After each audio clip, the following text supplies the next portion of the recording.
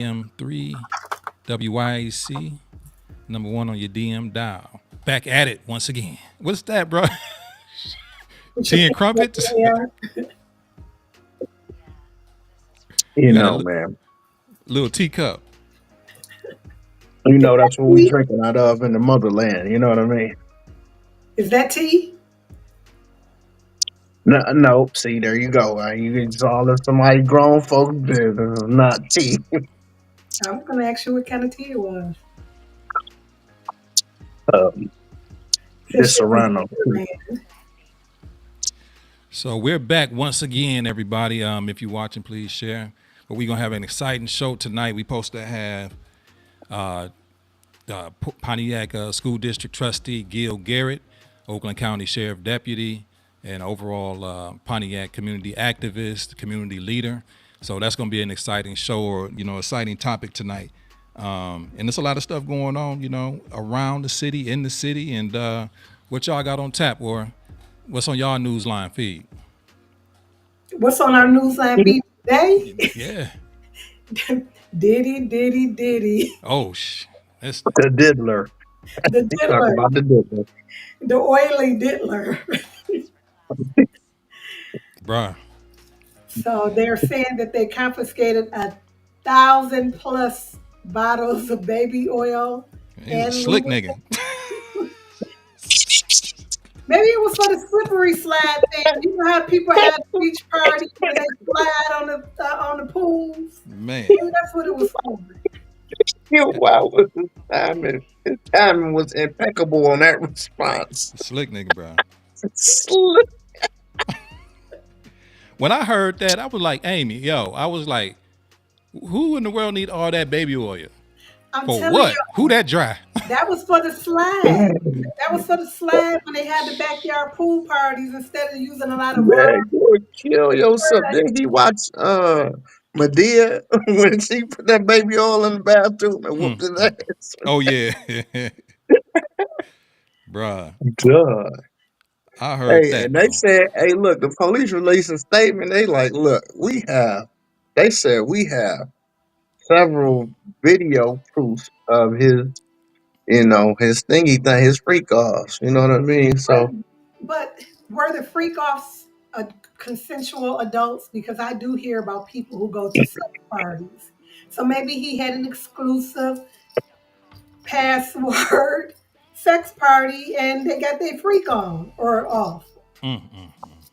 I know. I I, mean, Diddy made me I, feel like if they were, I just feel like if they were all consenting adults, yeah. they just had a sex party and they was just getting it. Diddy was having yeah. I don't Diddy know. was having sex party every weekend. You know what I'm saying? Like you got that There's much no stock. crime in that if It's not. everybody is. Man, it ain't no crime in that, but you know what I'm saying. We got the man on here. It came early, He, Mr. he Gill. Let's don't bring him bully. on. You want to bring him He on? don't bully himself. He don't bully himself you into done some booty. bullied yourself. Damn, I don't mean to put it that way, but yo, Oh my God. Here we all right, you go. know You what? ain't We're gonna go on with the show, bro. We're gonna look it. We're gonna go. We're going on. so you ain't gonna even warm up to it, huh, School? You ain't gonna Man, look, man. Yeah, he like, hold look, on, I man. did what?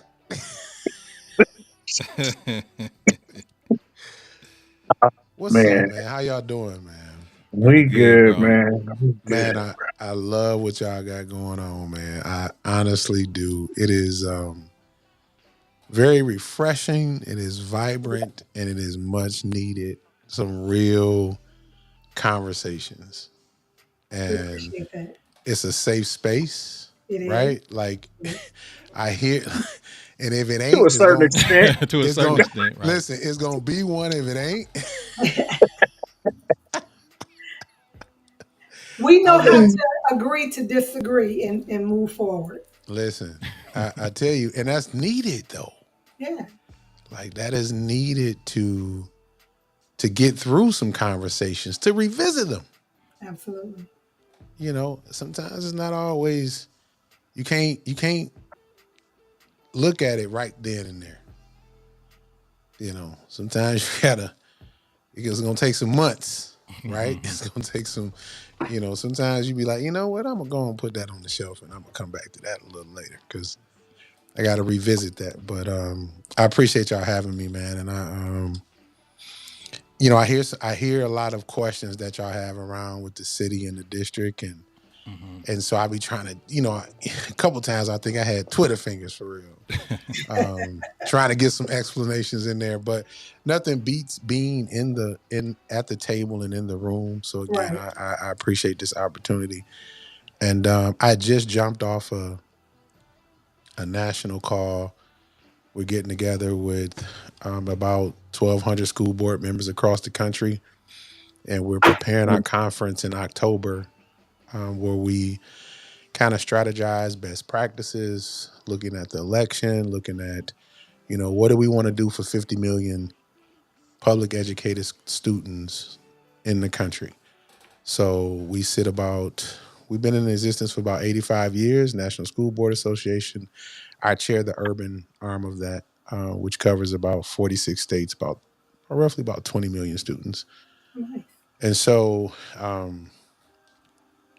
that explains the shirt and tie, and you gotta represent well, Absolutely. But this is home, right? You guys are home. I think I explained that when I was doing the promo, and the fact that I get to talk with some folks that I know, Mhm. that knew me before all of these other titles and all these other things, life, things getting not necessarily getting away, but you knew me as me, and so again, this is home. So I'm pretty much open to any conversation that we're willing to have. I will, because I've had to spend quite a few. I got a wife now, so I can't spend that side shoebox money, Scoop, like I used to. I was a little reckless with it in the past. And had to come out about 25K because I was mentioning names and Oh, but I can mention titles. You know what I mean? So um, I learned some I learned some lessons, some very valuable lessons. You gonna learn today. You go, and you don't think, and you wouldn't think it'd be the ones. You know what I'm saying? They come for you, and then you like, wait a minute, hold on, bro. Then you see Shit. them, you get into that situation, and shit, man. Next thing you know, how you spell your last name again? Wow.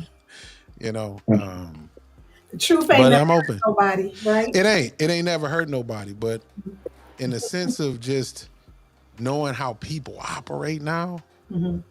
in a sense, like some things that I would never. I used to say I would never say never. Right? My grandfather used to like never say never, and man, never say never, because I never thought that I would be in certain spaces that I'm in, and I'm grateful God didn't let me get comfortable in them, where it became a more of an identity.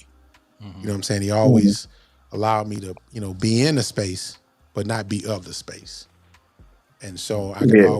I could always come home if I need to. And I'm always one prayer away um, from not resulting into one of y'all coming to bail me out or something. uh-oh. You know what I mean? Can't Hey, do that. That's just man, facts. look. That's But that's facts. how it be, man. When you get in a certain position, you don't even have to be in city government. You could just be somebody popular in the city that's trying to do things in particular, Yeah. and people will say to you, I remember when I said I want to get into it. One particular person was like, "Well, you already in it, and you got to have some tough skin for it." I remember the first thing I started doing. People was like, "Well, he only doing it because he trying to make himself feel better." And I was like, They didn't know you. They didn't know "Yeah." you. They didn't know you. And so much shit was coming from different directions. I had thought about it myself. I said, "Damn, who I'm trying to? Am I trying to Impress. impress somebody or some shit?" And then I'm like, "Nah," because not a Yeah. time in the city, nobody never knew what I was doing. You know what I'm Yeah. saying? It took Kano to say, "Hey, you need to let people know what you're doing," and I still really didn't. But you know, but I got to be ready to handle it when I put myself in that arena. So I really can't really, you know what I'm saying, look at it too harshly because I put myself in that position, whether I, Yeah. you know what I'm saying, wanted to or not. You know what I'm saying? I stepped into some shoes that I had to be willing to, just basically willing to accept. I'll be honest with you. I didn't know what the hell I was doing. I didn't know that. It is hard for me to accept it because there was an expectation from both ends, right? Like if I get involved, if I'm getting, let's go to the law enforcement side. Like if you do something, it's an expectation that you could possibly go to jail. Right. Like you know what it is, right? On education, I don't expect people to play over kids' money, right? Like because there's just certain things that I just grew up under that I just never. You don't mess with old people and you don't mess with kids. Mhm. Period. I don't care in what industry, what situation, whether it's from the boardroom to the street, you don't mess with the kids and you don't mess with old people. And so in a lot of the situations that's happening around the city itself, specifically the school district, is and it's not just in Pontiac, it's out the country. Like we not we not taking care of our kids. And we're not taking care, when I say taking care of the kids, let's make no mistake about it. Do people love kids if they're in education? You're supposed to. So I kind of throw that out the window. I don't kind of use that as something I'm gonna measure you by. But are you willing to get your bag over making sure that if the kids are not good?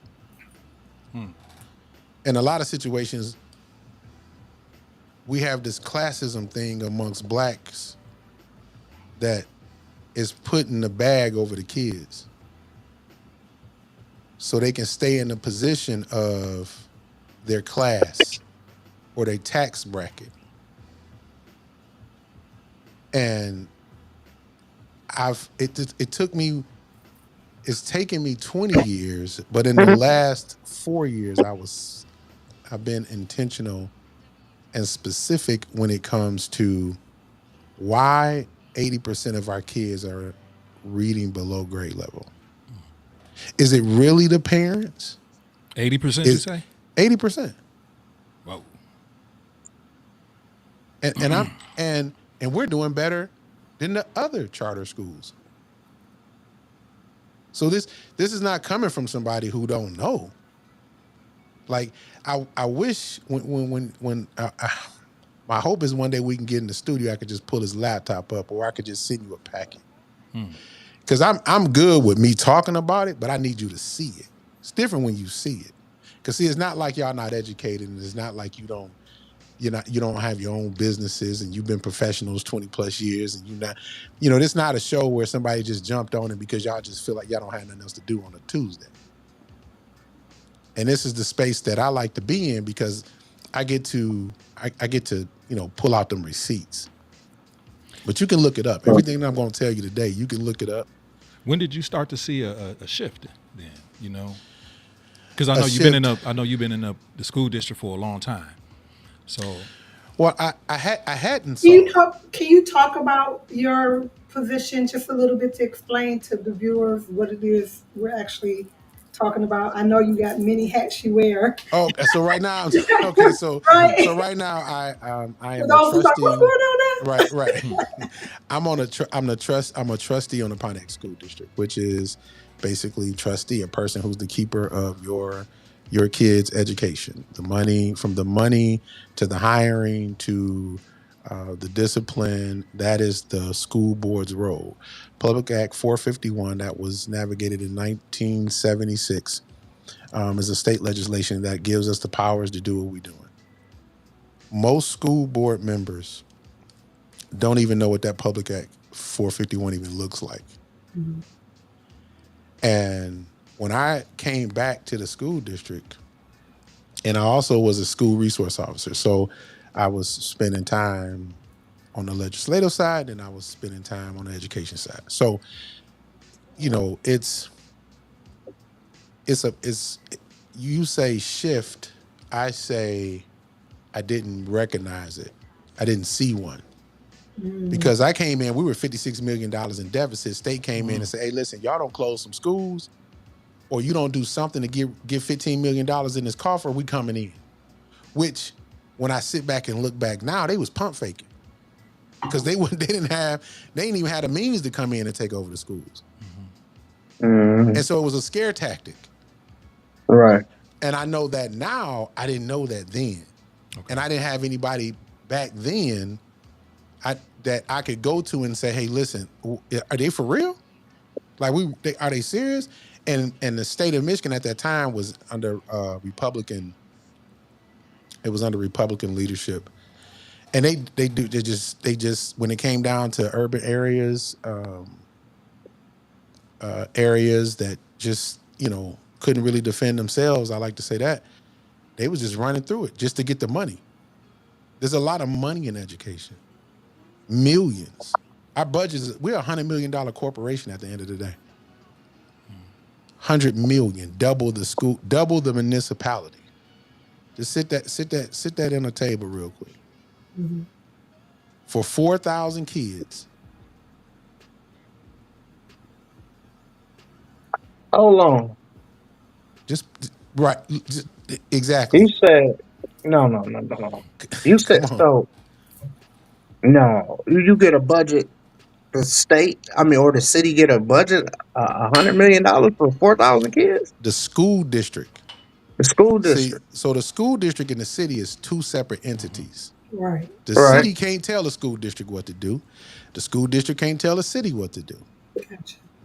And so our separate budget alone is about approximately $100 million. Now, let's hold that right there. For 4,000 kids. Reason being is because it's 7 other different municipalities that make up the school district. So when they were annexing all these, Pontiac was just selling everything off. They couldn't sell off pieces of, like, the Bloomfields, the Waterfords, Lake Angeles, and a few others that make up the school district. So they still were inside their tax base was inside the Pontiac school district. So that's a whole nother thing. But all of those 7 municipalities make up the Pontiac school district's budget. Okay. Plus what we get from the state, plus what we get from the feds. So it's a lot of money in the school district. So it's a lot of money in the school district.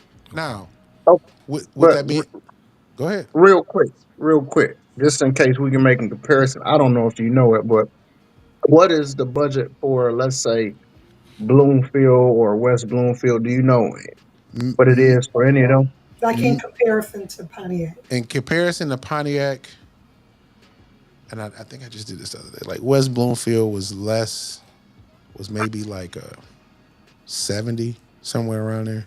Wow. Oh, wow. So it's not a cash. It wasn't a cash flow problem in Pontiac. It was a mismanagement problem. Mismanagement, yeah, okay. Right. Okay. So then let's talk about this. So you're saying that we have a higher budget than the school that everybody's running to? You would never know. Yeah. If you go to State of Michigan, if you go to the State of Michigan website right now, and you just put in West Bloomfield and just put in it and click on that budget, you'll see it. And then you'll see ours. Just say comparison to school budgets across the state of Michigan. So the issue is not money. The issue is not money. It's money management. So what do you? Where it is now, because it's behind. Because no, well, I don't. Let's just be honest, okay? It's when you put people in positions that there's no accountability, and people just telling you, hey, if the superintendent recommends this, then that's what we recommended. So you had people sitting on the school boards for years that only went after the superintendent's recommendation. Never questioned it, never anything. And then all of a sudden, but there was no fact checking either. So it wasn't, once the $20 million they asked for gone, you don't know where it went. You ain't asked a question about it. And then if you did ask a question about it, you had to be in the majority of the vote.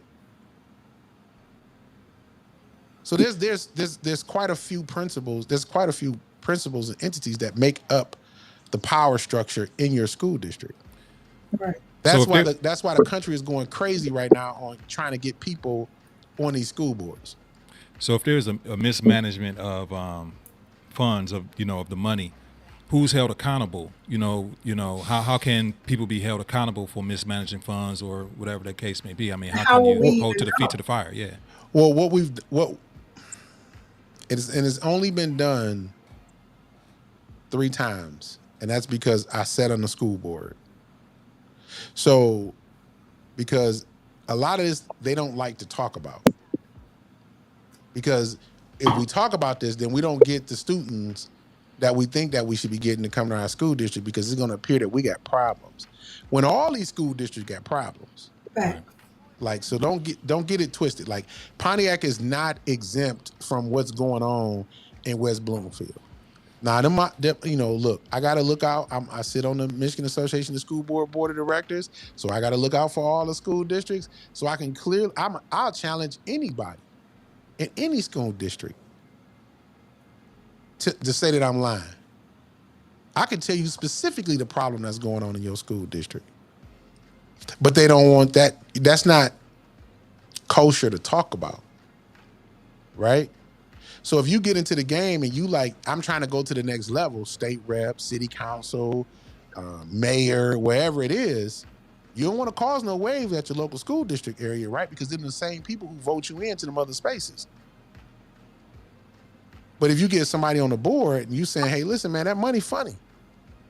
Hold on. That's $30,000 that was under your desk, man. This one I was at Central. Man, where you get that from? And so we had to do an investigation. So what you do is you do an investigation. So is it mismanagement or people stealing for their own? Or they pat in their pockets. They pocketing it. Yeah. It is a little bit of both. Wow. And it that I have personally seen. This ain't something I'm making up. You can go Google it. You can Google it. You can go to the website. You can go out to Oakland County. You can pull the files. Like, these are things that you could do. And this is what I always challenge people on when they say they want to be involved in the district. Like, know what you're getting yourself into, because it's a business side to it. Yeah, you love the kids. We got 8 people running, right? Like, and you talk to a few of them and say, man, I love the kids. You don't love kids? Like, why are you leading the conversation with you loving kids? And then when I tell them, that don't mean nothing to me. You may not even like kids. You don't even have to like kids to do right by them. Are you going to do right by them? Meaning that when it's time for a raise, are you going to give a raise without evaluation?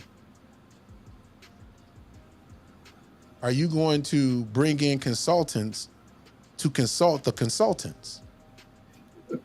Now, I seen the tail end of a couple of your lives that you did, and you were talking about a consultant, like a $1,500 consulting fee. We've had quite a few of those.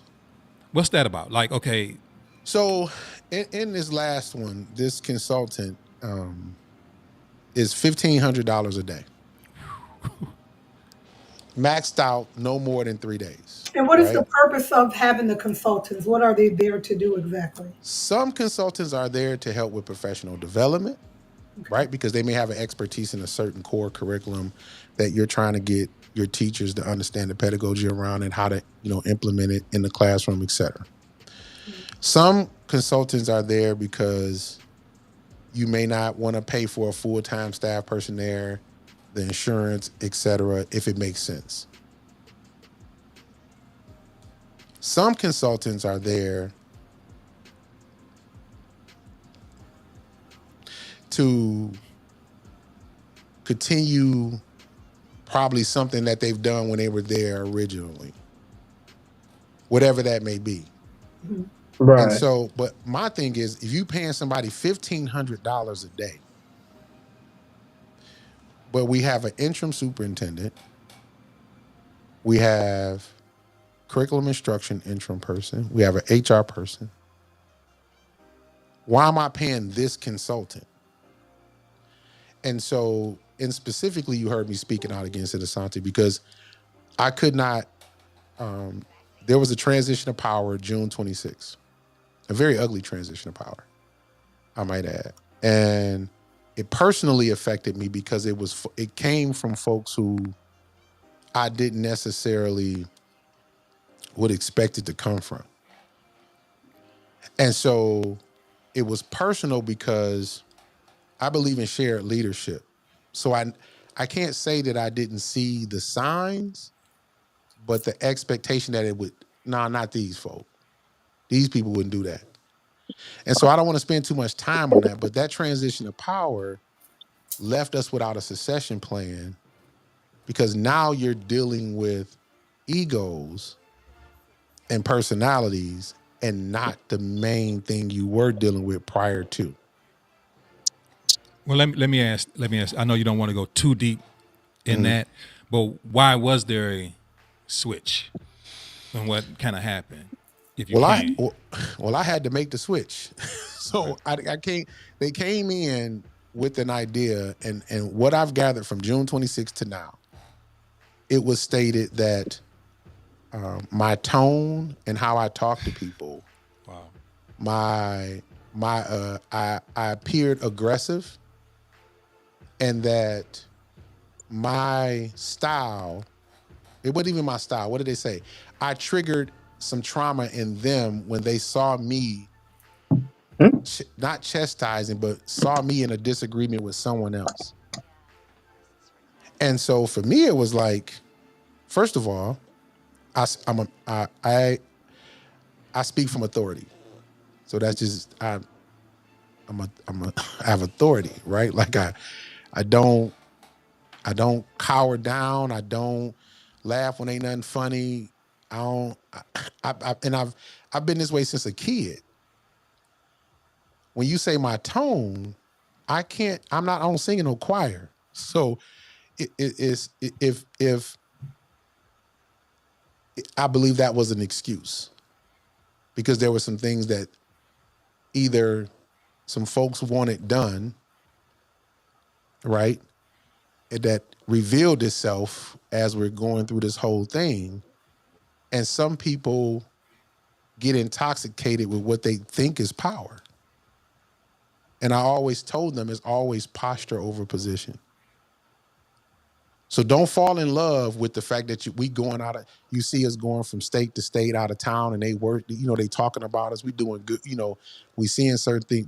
You see me on the screen, you see people calling my name. I got personal security and all this other stuff, the accolades that come with being on a national level. Don't get intoxicated with that. You sitting up front. You ain't sitting in the back. It's 1,200 people in here. You up front with reserve tag.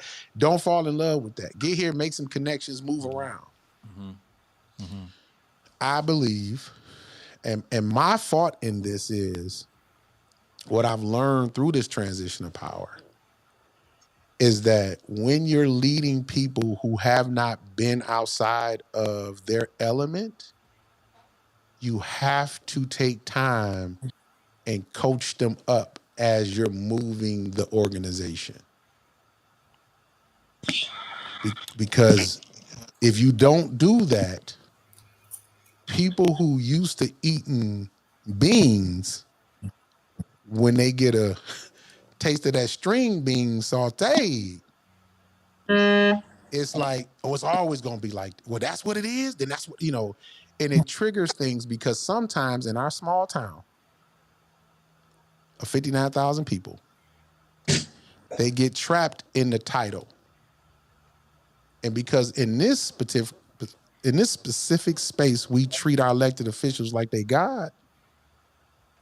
If I get this under my belt, it'll make me look better.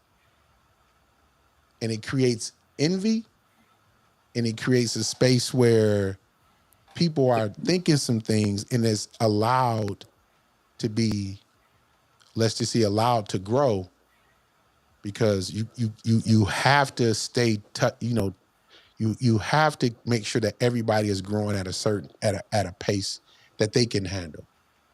Okay. And so that's what I learned through this whole like, I'm grateful for the transition of power. Like, I'm grateful. I learned so much from it. I'll never go back. You know what I'm saying? Like, because I've learned, there specifically to know why 80% of my kids can't read at grade level. I found that out in board governance on May. Once I found that out and started implementing accountability, because I'm saying these $20 million, this organizational chart up here, where folks is getting, you getting paid $20 million. I'm looking at these positions and say, what are you responsible for? Because it's recorded. Our board governance is recorded. Mm-hmm. And that board retreat was recorded when 90% of our top cabinet stated, I'm overworked, I'm stressed out. Well, if somebody tell you that you overworked and you stressed out, and you ask them, a good CEO is going to say, well, what is it that you need? Not what I think you need. What is it that you need? And then financially, I need to find out how can I get that to you? And then in the meanwhile, how do I relieve the pressure that you've been under? Okay. So as we were starting to work through that, here comes, because accountability means evaluation. Somebody might lose their job. Well, I can't lose my $180,000 a year job now. Now I know Johnny ain't been reading since the second grade. I've been here 12 years now. I got somebody in school too. So all those things come to play. So, well, okay, let me go ahead and answer this question that came from the message board. Ash Butler, was your behavior addressed prior to the switch, or were you totally blindsided? I was blindsided. It was because, and this is why I would say this. You didn't have to do it publicly. You could have came to me and Gross at that time and said, hey, I just think we need a different change because we're hearing these things. Will you be willing to step down? And we would have stepped down because we had a succession plan. Like Gross and I came in with the ideal of saying, listen, we got to get to the heart of why our parents are not involved. We got to get to the heart of why 80% of our kids ain't reading. And then we got to get to the heart of all of these issues that we heard about when we were working in the district, because he was a probation officer, right? And so we came in with specific goals in mind. So you got to come in with a plan. So they didn't say, but my tone was okay. All of that was okay when we was in Lansing and a white guy walked through the hotel and said, I'm gonna kill all these niggas. Oh. And then I jumped into action, and then we end up, I'm calling, get on the phone, we get the PD together, we lock the hotel down, everybody's safe now, and then we catch the guy. I'm good for that. But I wasn't good, according to, that didn't trigger your trauma.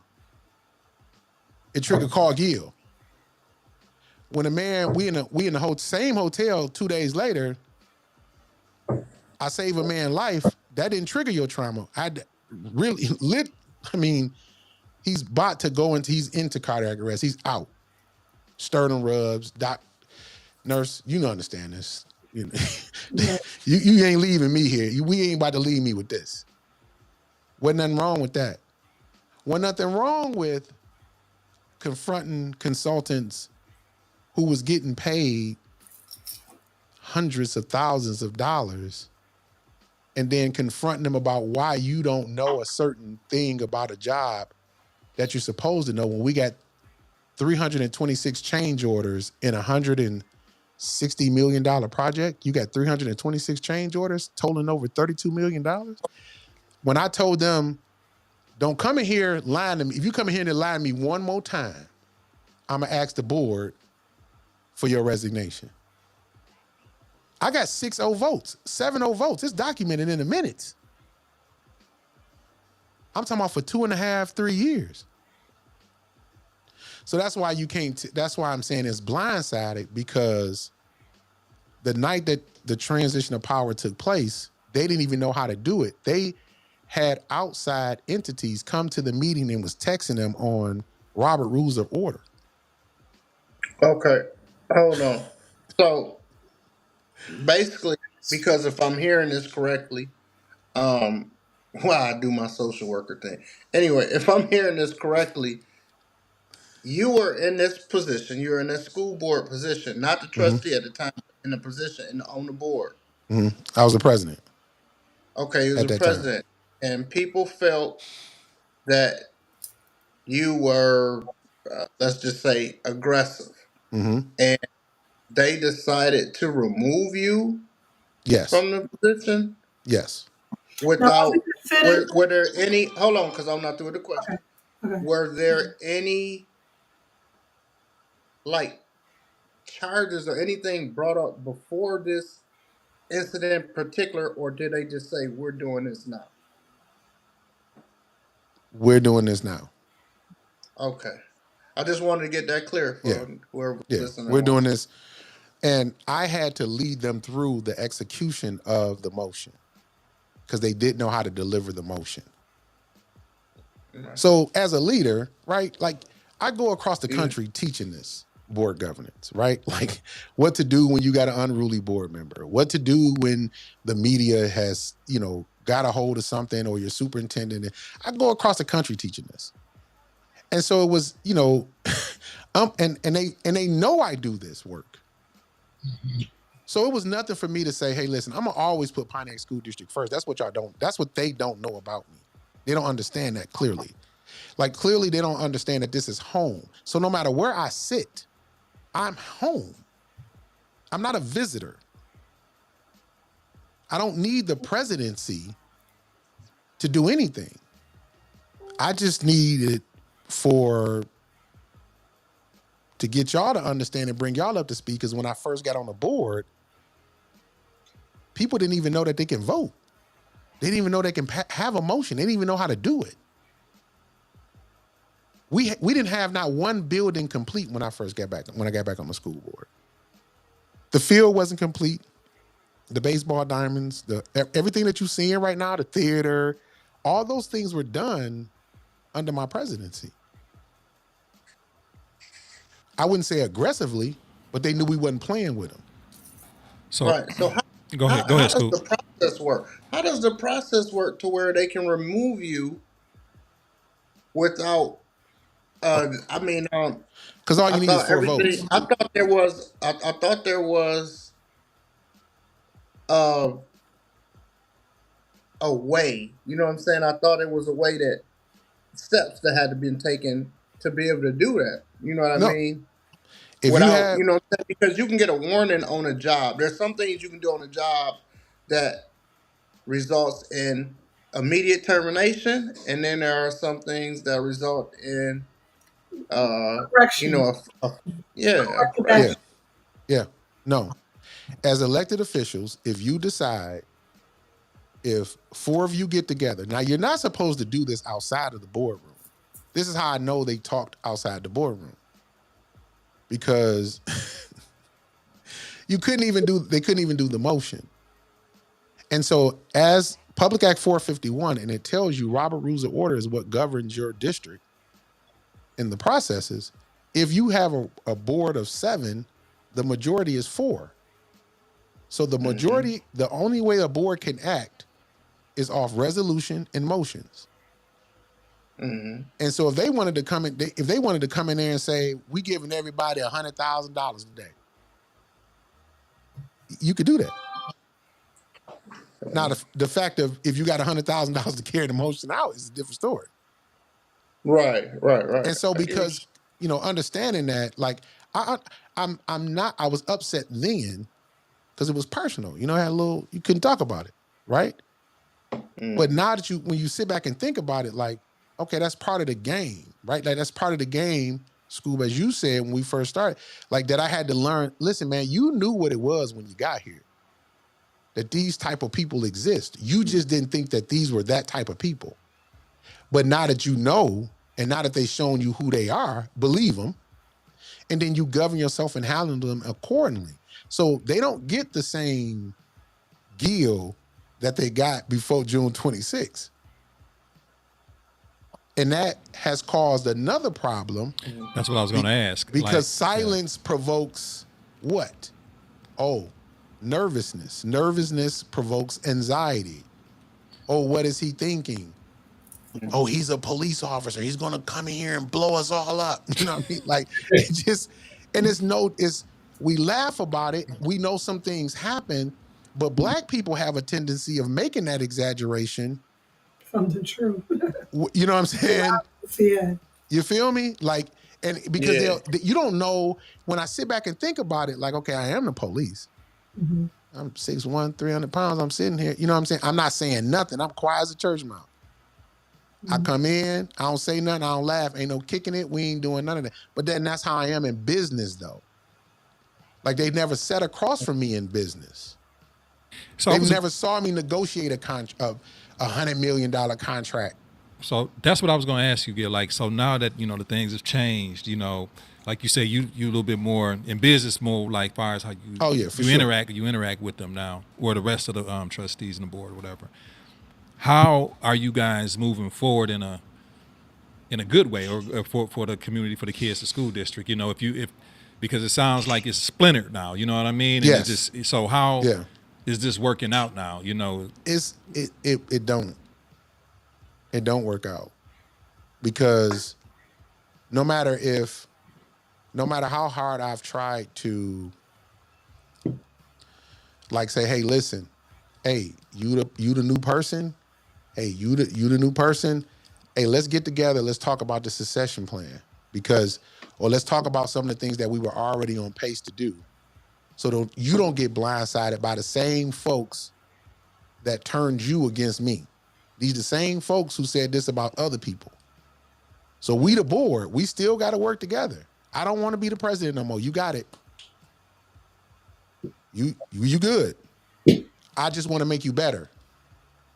Well, if I did you dirty, or I did something to you, no matter if I'm saying that or not, you're going to be skeptical on, nah, you might try to do me like I just did you. You know what I mean? Like, that's all of that is in play. Yeah. Well, so what you try to do is limit. You tried what I've tried to do up until they crossed the line. Like, they crossed the boundary with me. You know, I just I go into schools. I kind of, because when you work in the schools, we really don't pay attention to the school board. See, the school board people think they really run the school district. And Wins can attest to this. Oh, yeah. Like, they really think they run the school district. Like, they really think, like, people really care about what they say. People don't give a damn about the school board. People don't even know school board members. Right. So when I walk into the school, they don't care that I'm the president, the trustee, or any of that. Gil is here on his regular mission, checking up on us, making sure that every day is going to go smooth, and that we're going to get our kids through what we need to get them through. And so what I had to do to make sure that the district was whole, no matter after the transition of power, Asante, to answer your question, is I had to go in, swallow my pride, humble myself, and go amongst the naysayers and everybody and still be that consistent person. Because these people don't go into schools. They only show up for clickbait and, you know what I'm saying, and photo ops. Wow. So that's what I'm saying. So if somebody reach out and they say, because basically what you were saying earlier is that if you have any evidence or any thing that you can prove that you were acting inappropriately, then address it, pretty much, right? Yeah. Okay, so I just know for anybody that's listening, you know, to put it out there. If you got, like if you saying that he's this person, yeah. Oh, for sure. If you're saying that he's this person, then present it. You know what I mean? Because that's what I've been. It's one thing that I never. Man, go ahead. I'm sorry. Go ahead. Because you hit a button with me, bro. I never see you as a person. I never seen. Hey, I missed to get us all in the room, bro. Like, if you got a problem with me, like, bro, we gonna settle that thing. Right. And so if that's not the way you A lot again, some politicians are cloak and dagger. They like to hide behind other people. They like to throw rocks and show their hand. So if I go in, I'll be like, well, tell me what such and such said. Because they said, I think one of the things was, oh, they're going to sue us and take our insurance away. I'm like, who? The teachers. Well, the teachers didn't sue me. The teachers was trying to sue the district because they wasn't negotiating with them. But I had already asked them, are y'all negotiating with the teachers? No, we not. Nope. We just putting dates on. We ain't. And come to find out, y'all are inappropriately. So that lawsuit wasn't me, but they used it as, oh, it's Gil's fault. Look what Gil doing. I'm like, I talked to the teacher, like, my auntie a teacher, right? Like, what do you mean? Like one of the largest, the teachers union, the NEA, is a national partner of mine. Like they're going to sponsor there's one of the sponsors for my national event that's happening in Vegas. So the little 10 people that y'all got here in Pontiac talking about, like, help me. Like, you know what I mean? Like, help me. Let's make this make sense. But they use that as tactics, right? So, but you got to know, like you say, School, I know now, locally, sometimes you got to understand the fact that some people just going to be local. No disrespect. I'm not trying to make anybody feel bad or anything like that. I urge anybody, like I've been on my own podcast and I've been talking listen, let's put it all on the flow. Record everything. My last meeting, I had to record myself. Because I'm like, Gil, is because sometimes that gaslighting is something different, man. And I literally had to be like, hold on, dog, let me record yourself so you can review this. And I recorded a meeting that they were supposed to record and they didn't. And I let them know that I'm recording it. That's crazy. Leadership was trying to be confrontational with me. And I heard it in their voice. And I was like, you nervous. You nervous and you nervous and you don't feel like you're doing a good job and this is intimidating. And when I heard it in the review, and then I allowed one of my counterparts who's a psychiatrist analyze the video. And she was like, you got to stop saying she the president now. Because that's intimidating. Oh, wow. And then I let somebody else who's close to me analyze the video. And they said the exact same thing the psychiatrist said. So what I did was I stopped saying that to the person. Right? Because that was a trigger for them. So I basically, even in this space, I still got to be a teacher. And you still got to love them, right? The call is to love them, even when they ain't loving you. And so there are some things that I learned, and I listened, and I was like, ooh. So you just as confused as you was before you sat there on the first day, because now you seeing the people lie to you. Now you starting to see the full circle. Well, I just keep quiet. And so they crossed the line when they went to my job, and Wait. Hold on. Go into that when they went to. Okay, I'm gonna open up the phone line because Gil, there may be some part of the public that want to give you. That's cool. Talk to you if that's fine with you. But we're gonna go ahead and open the phone line right now. But if you can go into that, you said went to your job. What do you mean the sheriff's station? So yeah. So the complaint was a complaint that of course the sheriff they got to investigate it because it's a complaint and rightfully so.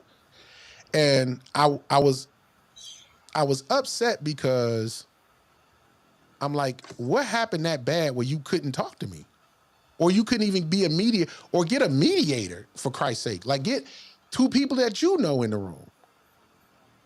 You go to my job. Now see, that's a different tactic because I've seen this before. It wasn't the first time. Remember Irma Collins? Yeah. Irma Collins said that I called her and was like, yeah, I'm gonna kill you. I wasn't even in the number that she said call for wasn't my number. I wasn't even in the country when she said that call was made, but it was all on the press, the Oakland Press, the top. School board president. I think it said, I got the article downstairs. A school board president attempts threat on PEA president. It was big headlines. But so I've been through it before. So it was kind of like, okay, you know what I mean? Like, but again, how it all took place and everything that I'm speaking on publicly now, I tried to speak privately. Mm-hmm.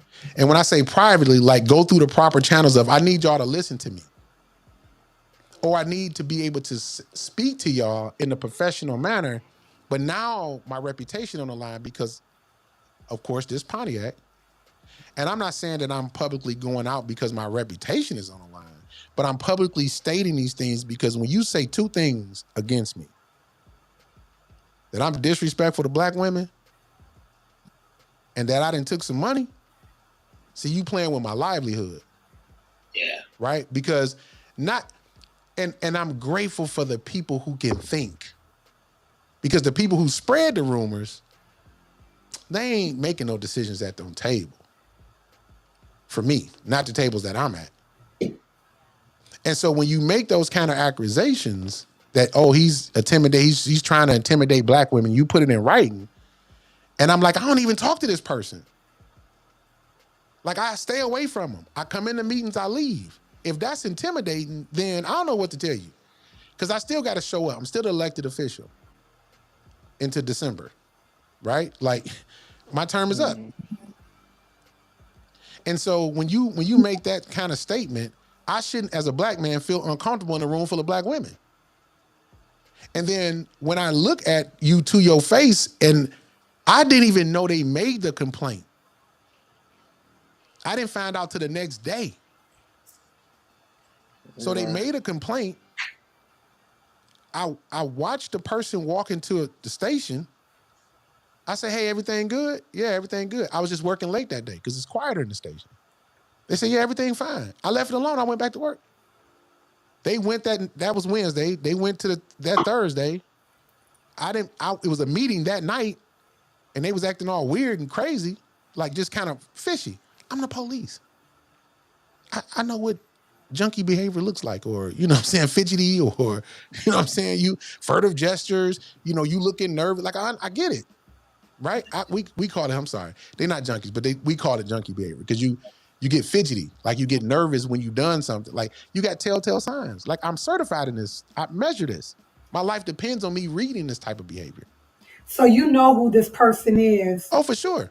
So in your mind, is there a reason why you believe this was done to you?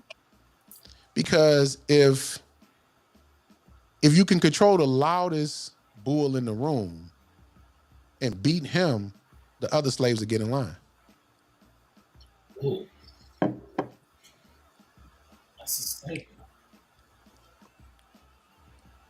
And that's just, and so with that being said, like I don't know what to say after that. I'm just saying, like, I was stuck. So like black people, we had slaves too. Yeah. Right?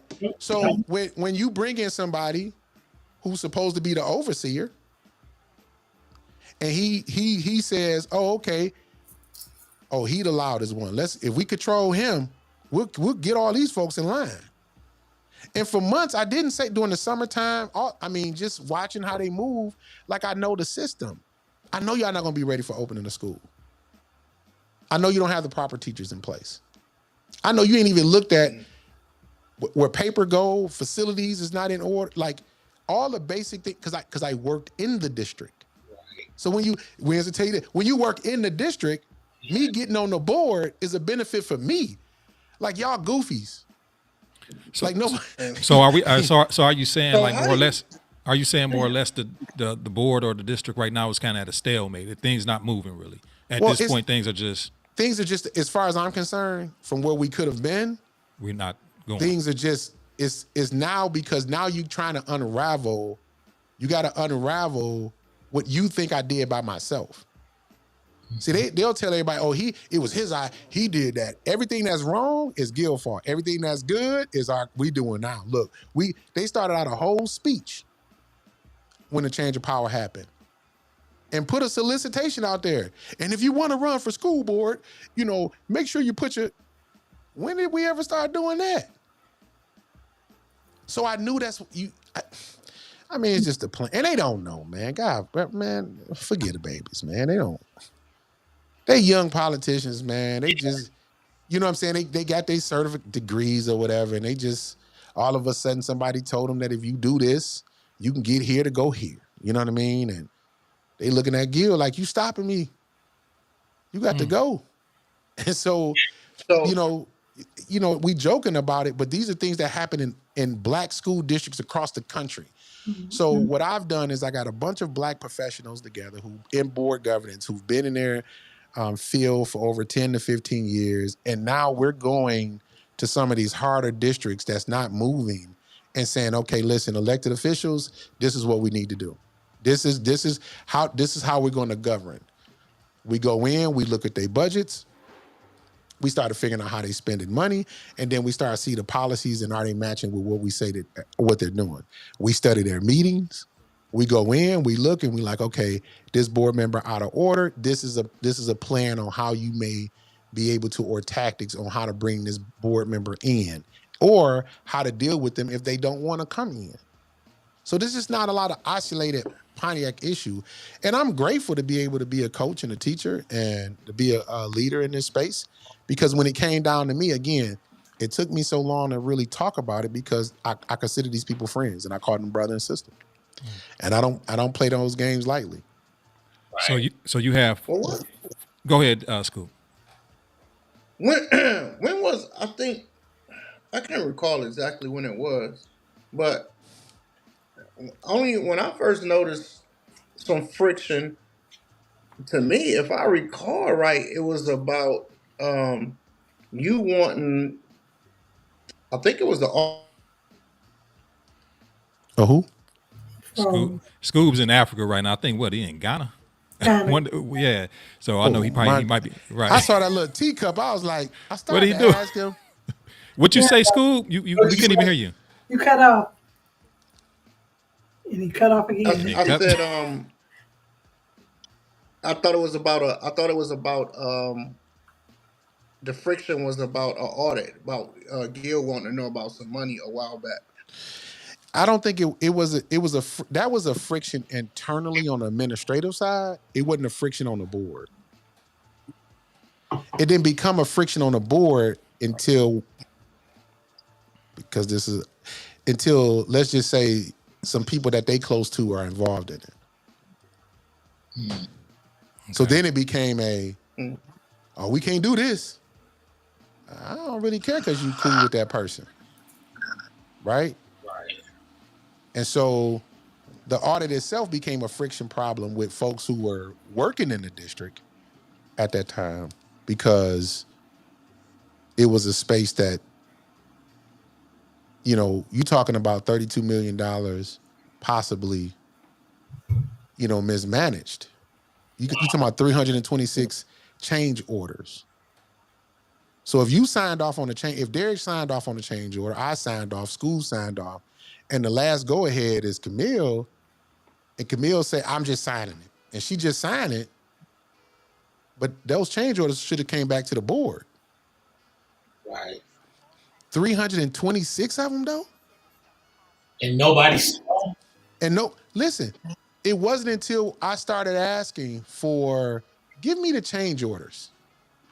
Oh, it took them months to get the change orders in line, but I had already knew somebody who was in a higher up in the organization and started on their side, on the contractor side.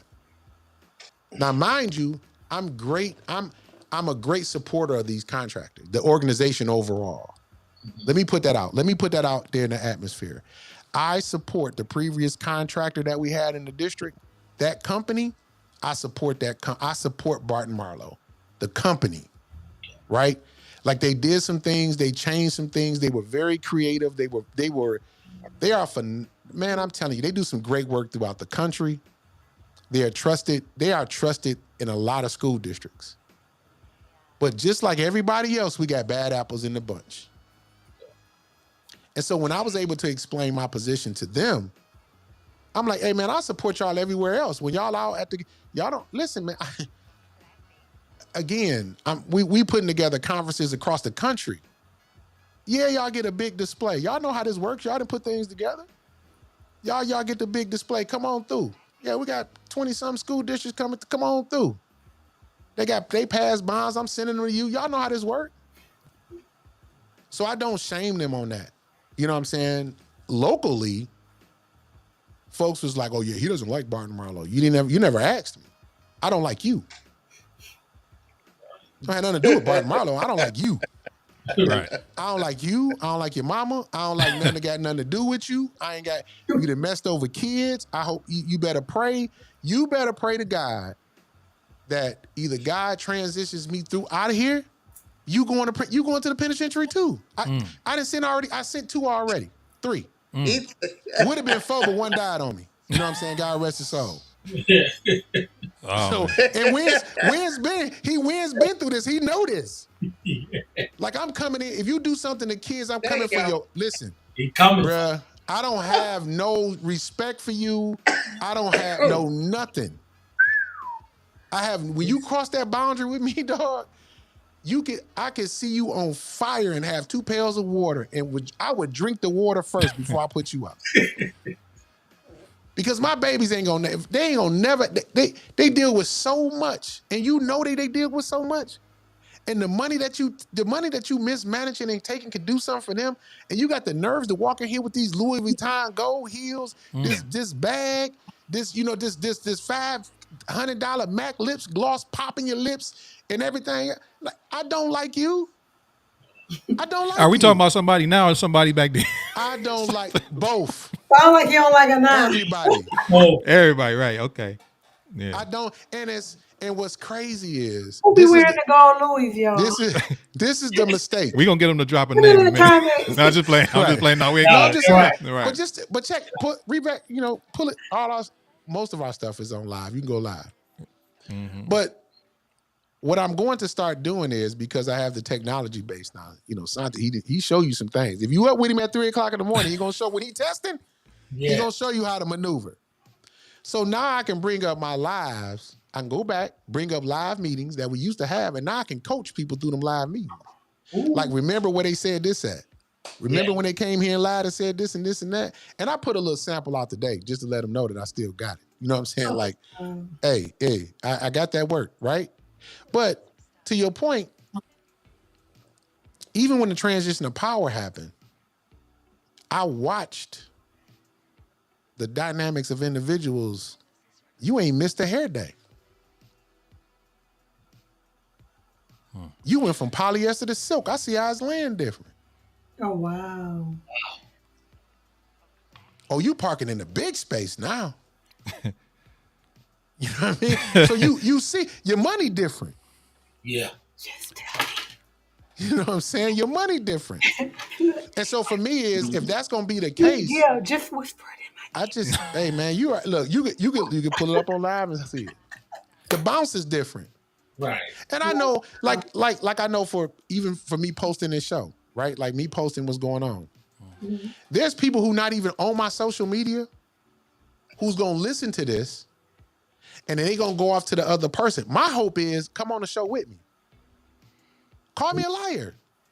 Well, we're gonna get that open invite. Actually, Yeah. any board member. Any board member. Any board member is welcome. It's non-judgmental. We unbiased. However, it's unbiased. Well, yeah. Well, as the guest, Gil got his opinion. As our board, we. Y'all good. Y'all good. But anybody that want to come, and I think that's why I posted the number. If anybody, even on the board, that wants to call, they can call. And if you really want the link, just let me know. I will call, I will send you the link. Up. But please. Let me ask you this, Gil. Yeah, pop up. Real quick, like you said, you got 4. We here. Pop up. So please you said pop up. You got we in the boardroom. You heard them. Please pop up. Please pop up. Put it. Please. PPP. Right. Pull up. But hey, let me say this. But these are the conversations that need to happen. They are. Oh, for sure. We joking. We not. We can talk about it. That's what I love about this show. Yeah. These are the conversations and the facts and the truths.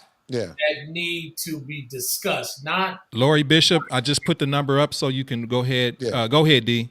it's not to shame anybody, but we gotta understand our community is important, It and We got a is. phone call. we can't Let's see who go it is. to people's job, and that's out of bounds. Caller. Sorry, D. Caller, you're online. Who am I speaking with? Oh, this is Kenyatta Bowman. Miss Kenyatta Bowman, which is a trustee on Vice President Bowman. Vice President Bowman. I'm sorry, is online with us. Speak your mind, lady. Turn down your live feed, and then we be able to hear you better. Hold on. Okay. Okay, I can hear you pretty well. Am I supposed to be able to hear everyone or just you? Oh, you hear me? You can hear everybody. Everybody online with you is Okay. everybody. Let me adjust the sound. My ears are real sensitive. Okay. Can you also hear me pretty well? We hear you perfectly fine. We hear you good. Okay, wonderful. Good evening, everyone. Good evening. What's on your mind? I'm just going to say that a lot of what Trustee Garrett said is correct. But let me speak from just my space where I am when it comes to this vote and how things happen. Because myself and Trustee Garrett has not had a conversation. You said we with didn't have a clarity conversation? around this. You said we didn't have a conversation? As far as why I voted the way I did, why I called for the vote, me and you after the fact, me and you haven't fully delved into that. No, we have not. We just talked about it last week. Walking. I fully understood why you did what you did. I don't begrudge it, or you have I told you back then. But then you get on walking. here and you say we goofies and things like that. So maybe as far as some more clarity because of the things, how let me just say this, Skill. I really respect you. And the reason that I made the decision to call for a vote, and yes, thank you for helping me out, because you're right. Leaders lead. I appreciate you for that. I appreciate you for carving out the way so that we, as a district, can call for the vote the proper way to pivot in a different direction. Your leadership prior to what happened, thank you for everything that you've done.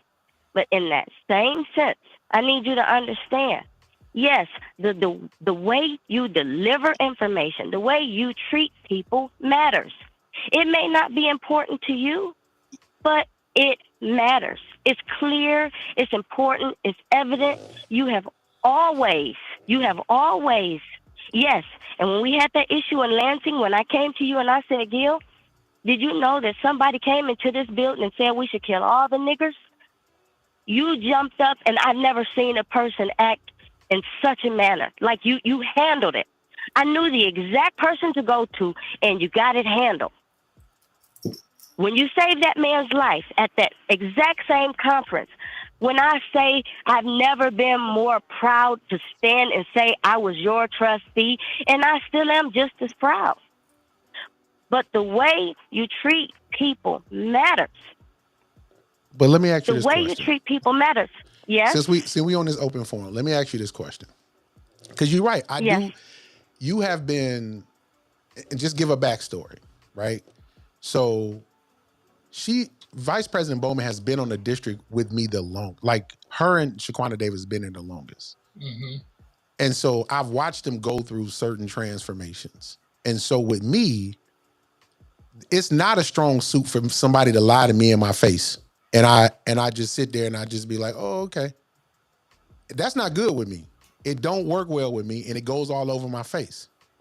Over the years, even after when I came back and became president, I would go to Vice President Bowman at the time, or just kind of allow her to be an ear, or allow her to be a voice, or just a reference point that when I get to a point where I'm about to go in on somebody, she can give me that look. And mind you, that takes time and trust. Because I would tell him in a minute, I'm not the strong. Everybody on the team is different. Everybody has a different space. And anybody would tell you I believe in shared leadership. And each one of them trustees will tell you this. But I'm saying if I had a if you specifically, and you told me why you called for the vote. However, it doesn't change the fact of how humiliating it was done with people who did not know nothing about none of what was going on. Outside of people just showing up to be messy. And I want you to understand this. But you and I talked about that. Trustee, I don't want people to think that you and I don't talk. Like we've had this conversation, and I'm not going to change how I feel about you because of this one moment. But you and I both know and I appreciate that. You and I both know sitting on the board to this day, that what this administration is doing and what they have tried to do, and the information that I've tried to, even for me to be able to keep humility and be humble enough to say, listen, y'all got to let me in and get a voice in edgewise, and it's being shot down. I'd never look at you at that space. But when I specifically, I'm going to do my homework. I'm going to come with receipts. Absolutely. And I'm going to come with documentation. So I don't even, when I say, and let me be clear on this.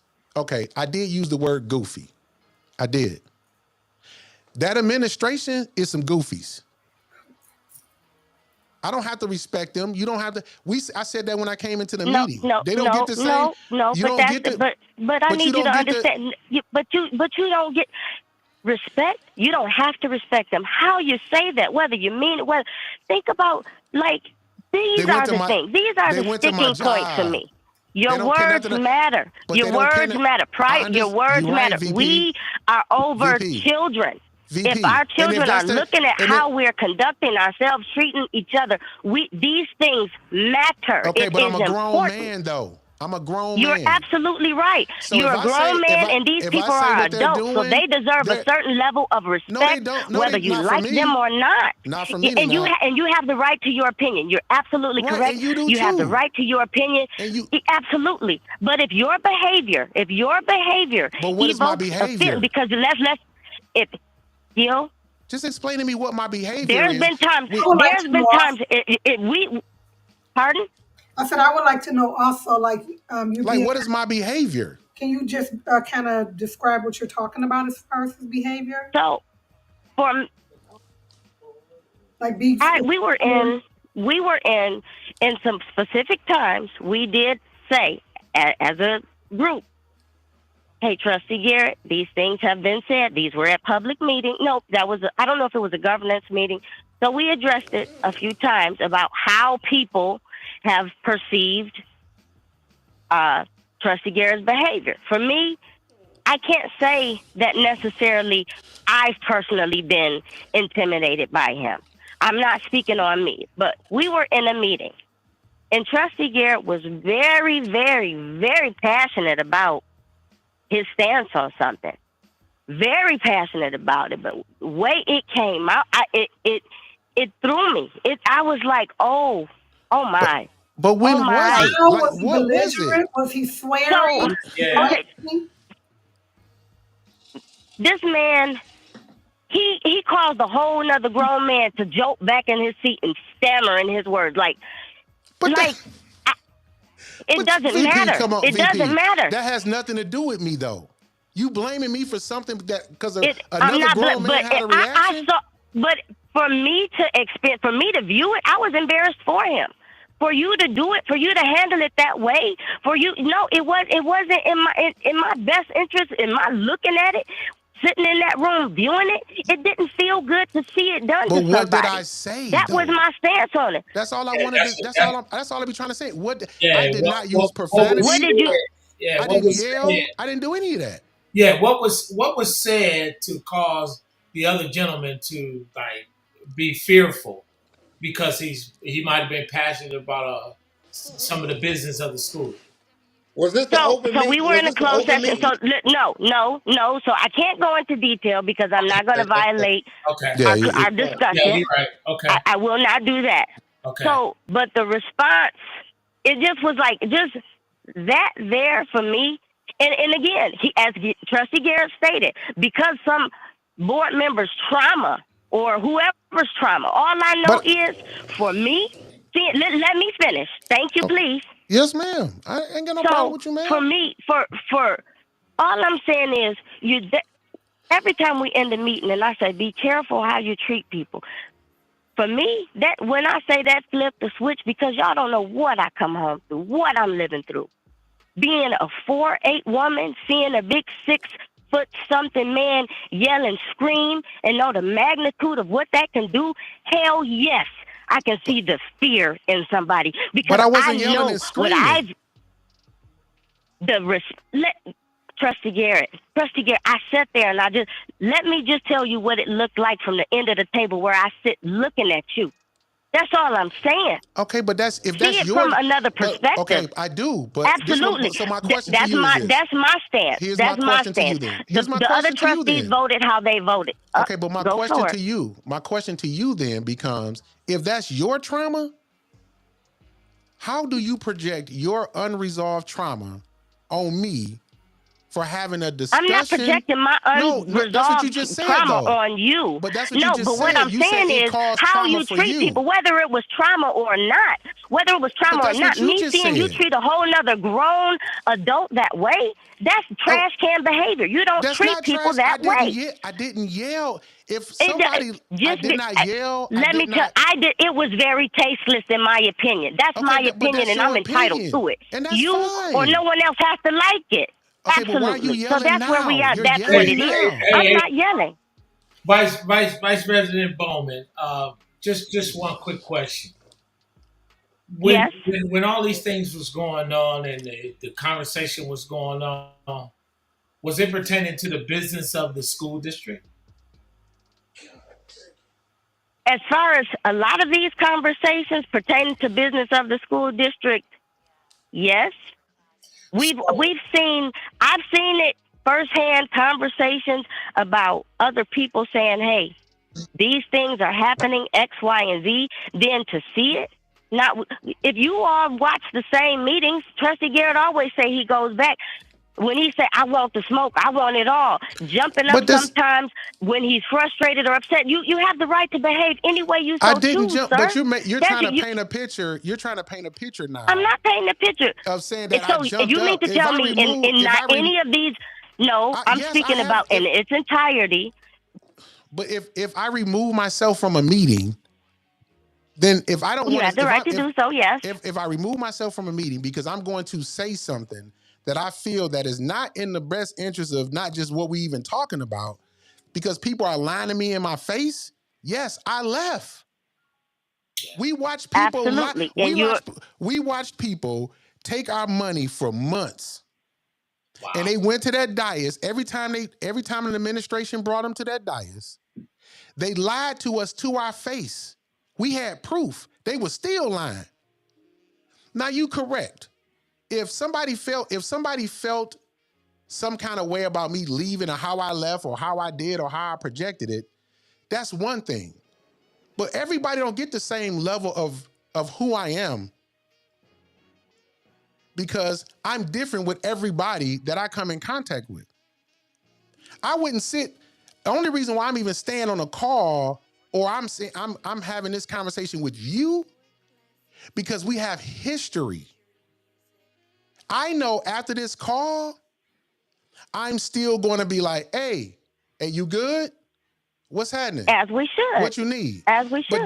But that doesn't mean I have to do that for everybody. And some people cross boundaries.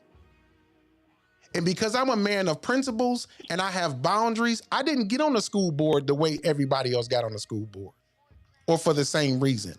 I got on the school board because these not same adults, but adults with this type of mentality and behavior were taking money from our kids.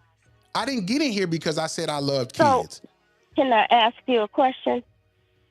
Yeah. Your current board members, your current trustees serving with you now. You know, I whatever you feel, sir, in regards to how things was done, my intent was not to humiliate you. So my intent for this district is to continue to progress forward, no matter what. Because at the end of the day, we have to take a real look at it and be absolutely accountable. You know what? You go ahead and finish. I'm going to shut my face because clearly you have something to say. I'm shutting up. I don't have nothing to say in the sense of if you're going to say that we as trustees, right, have to be accountable, then we absolutely right. But we got to have real conversations about what's really going on. And we can't just act like, I don't have to think about if I know Kenyatta Bowman cares about kids or if Kenyatta Bowman is here to do the right thing on the behalf of students in her capacity. That's not going to enter my mind because some things should just be an absolute.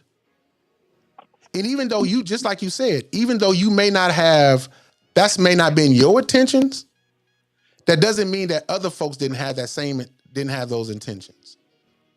And I invite anybody, because you're the only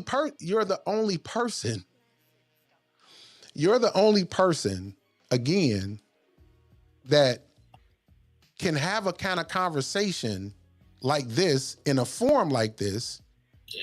Because of the fact of just who you are in this space. Some people don't even have the same type of aura or can even manage a conversation like this. And so when everybody don't get the same version of me. So I'm not going to, again, did it happen? Did the transition of power happen? Yes. But I was very amenable to the transition of power until I realized that power was being directed towards me. And once I've humbled myself and once I've gotten to a point where I've looked at, or there was only a few people that I even had to talk to. And you and I had this conversation walking in front of City Hall. Mm-hmm. There's only a few of you that I've really wanted to talk to. Because I'm like, because of the history. Once I find that out, because long after this is all said and done, you and I gonna be in Pontiac. That's a fact. I don't know if I'm gonna be in Pontiac, but I'm a visit. I'm just saying. I'm just saying. We got some longevity roots. A few of us. Some of these people who's causing this confusion, they don't care nothing about but that bag.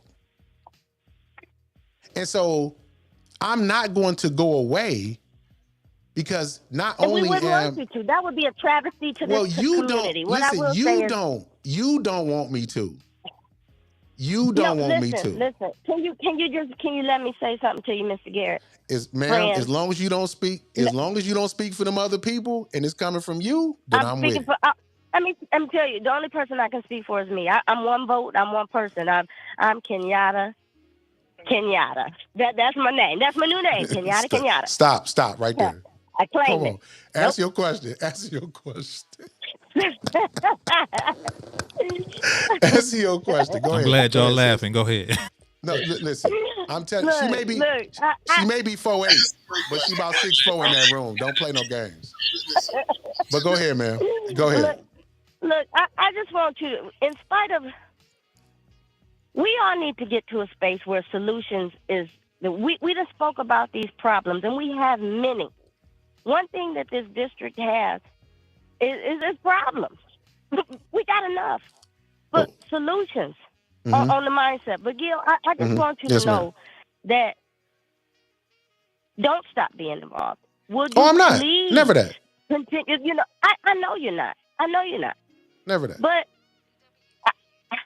we have to figure out a way for you, for however we can clear. We have to find a safe space for everyone to have a conversation.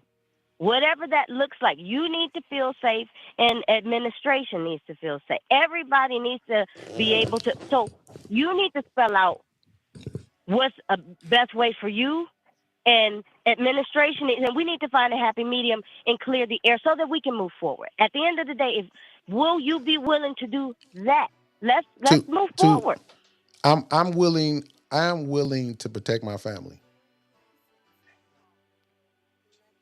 At this point, that's all I'm willing to do.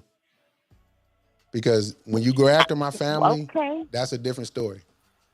And you would do the same. You have to do what's best for and I will tell you and anybody else, whatever you is best for you, that's what you have to do. Do what you feel is best for you and yours, because I'm going to do what's best for me and mine. So Exactly. whatever makes you feel safest, do it. But whether it's publicly, the conversation needs to happen. We need to find a way to move forward, because at the end of the day, this is like, That we can't. look I'm at just the being state of our honest. community. Listen, I'm just being honest with you, man. And this outside of politics is Okay. everybody on this phone call right now. We're gonna be here after this 20 years from now, like you say. But you could be Yeah. visiting. All I'm saying is, I ma'am, visit. for the things that has happened, okay, for the things that has happened, they crossed the line when you start to embellish stories. Is one thing to have a story, but when I am an investigator, there's witnesses to the embellishment. There's witnesses to the trying to come up with the story. Again, you say, I believe what you say. You know why? Because it's been tested. Individuals, as it relates to my job, like the community, this is outside the board. So we can have this open, we can have this open discussion. This outside the board. When they came outside the board, that becomes the problem. And the problem becomes, as a man, and as a man that's been in this community 20 plus years, almost 3 decades, raised my family here, my brothers moved here. You understand what I'm saying?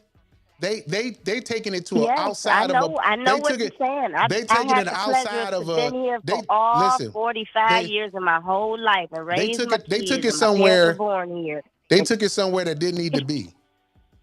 And so, do I trust you? And I told you, we had this conversation. You and I had this conversation. Yes. But there are individuals around you that don't mean my city any good. And I just can't sit back and just be like, hey, I'm cool with that. Because if you did it to me, and you pointed this out to me before, early on, if these people doing it to them, then what are they doing it with the people who don't have no voice? And now my activation begins, because I don't like a bully. I don't like a bully. All I want is solutions. We know that there's a problem. Let's find solutions and get to it. That's where I am with that. However we fix it, let's just fix it. That's all. That's the end result for me, is just for it to be fixed. However that looks like. Keep yourself safe. You should always keep yourself safe. But let's just fix it and move forward. And because it's about the kids, it's about the business of this community. It's not about this. That ain't about no kids. The pandemic. That's the problem. The VP. You know what we dealing with ain't got nothing to do with no kids. This ain't this. Yeah, these are adult problem. issues. So let's get beyond it. We can't get beyond it unless we're gonna talk about it. I need accountability. Yep. So sorry, I'm outside. That's Pontiac. I love it. I live next door to the Transportation Museum. Y'all should visit. It's very nice. 250 West Pike Street, Transportation Museum. Great place. Hello. Hey, everybody. Hey, Coco, Miss Coco Motor. Pinata, Miss VP, Miss VP, are you still there? Yes, I'm here. I thank you for popping in and speaking. Thank you, ma'am. This is what we need. You know what I'm saying? I know sometimes it's a little difficult and feathers can be ruffled, but we all really trying, and you know this, and Gil know this. We all might have. We all just. I think and I hope that we all just trying to move in the same direction for the greater good goal. You know what I mean? So I'm glad you did call and say what was on your mind for sure. Thank y'all for having me. I'm hanging up because thank y'all. It's been great. All right. I'll talk with you later. You're welcome. All right, Ms. VP, I'm gonna get with you. I figure I'd jump in. That was my time to jump in and say good evening and hello to the good people. What's up, Coco? In the space. Yeah, man, what's good, brother? What's good? Let me tell you something. Yeah. But go ahead, Wayne. We can't control what somebody feel when somebody's trying to protect you. We can. Yeah. And if you're doing something wrong and it gets brought to the floor, that's you. Scoop, you gotta mute one of your lines, buddy. What you got, Boost Mobile over there, man? He in the motherland right now. Oh, Right. he's Motherland. Okay. But yeah, I mean, I think this is really, really unfortunate. I mean, we worked together for many, Yeah. many, many Yeah. years, Yeah.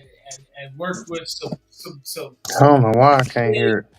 You saved can't you, lives and got them on the right track, and they're doing well now. And Mm-hmm.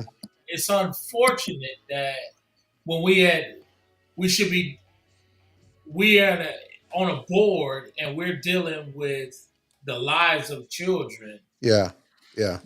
that the folks around.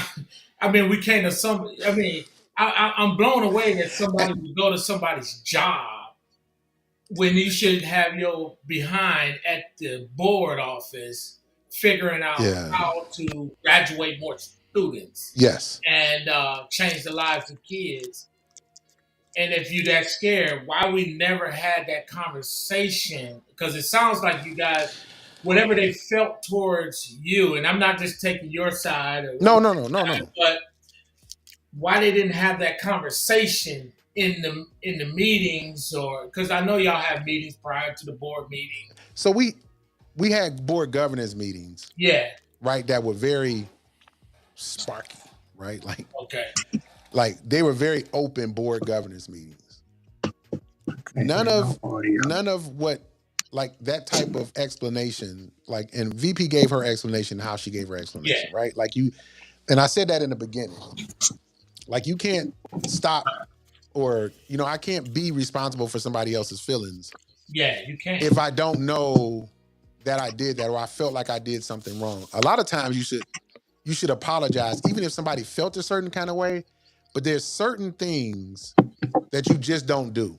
There's certain lines that you just don't cross, that you're not getting an apology. I know this is 2024 and we want to pass our participation trophies and we want to get along with everybody and we want to hug everybody and everybody's going to be cool. And I'm with that, right?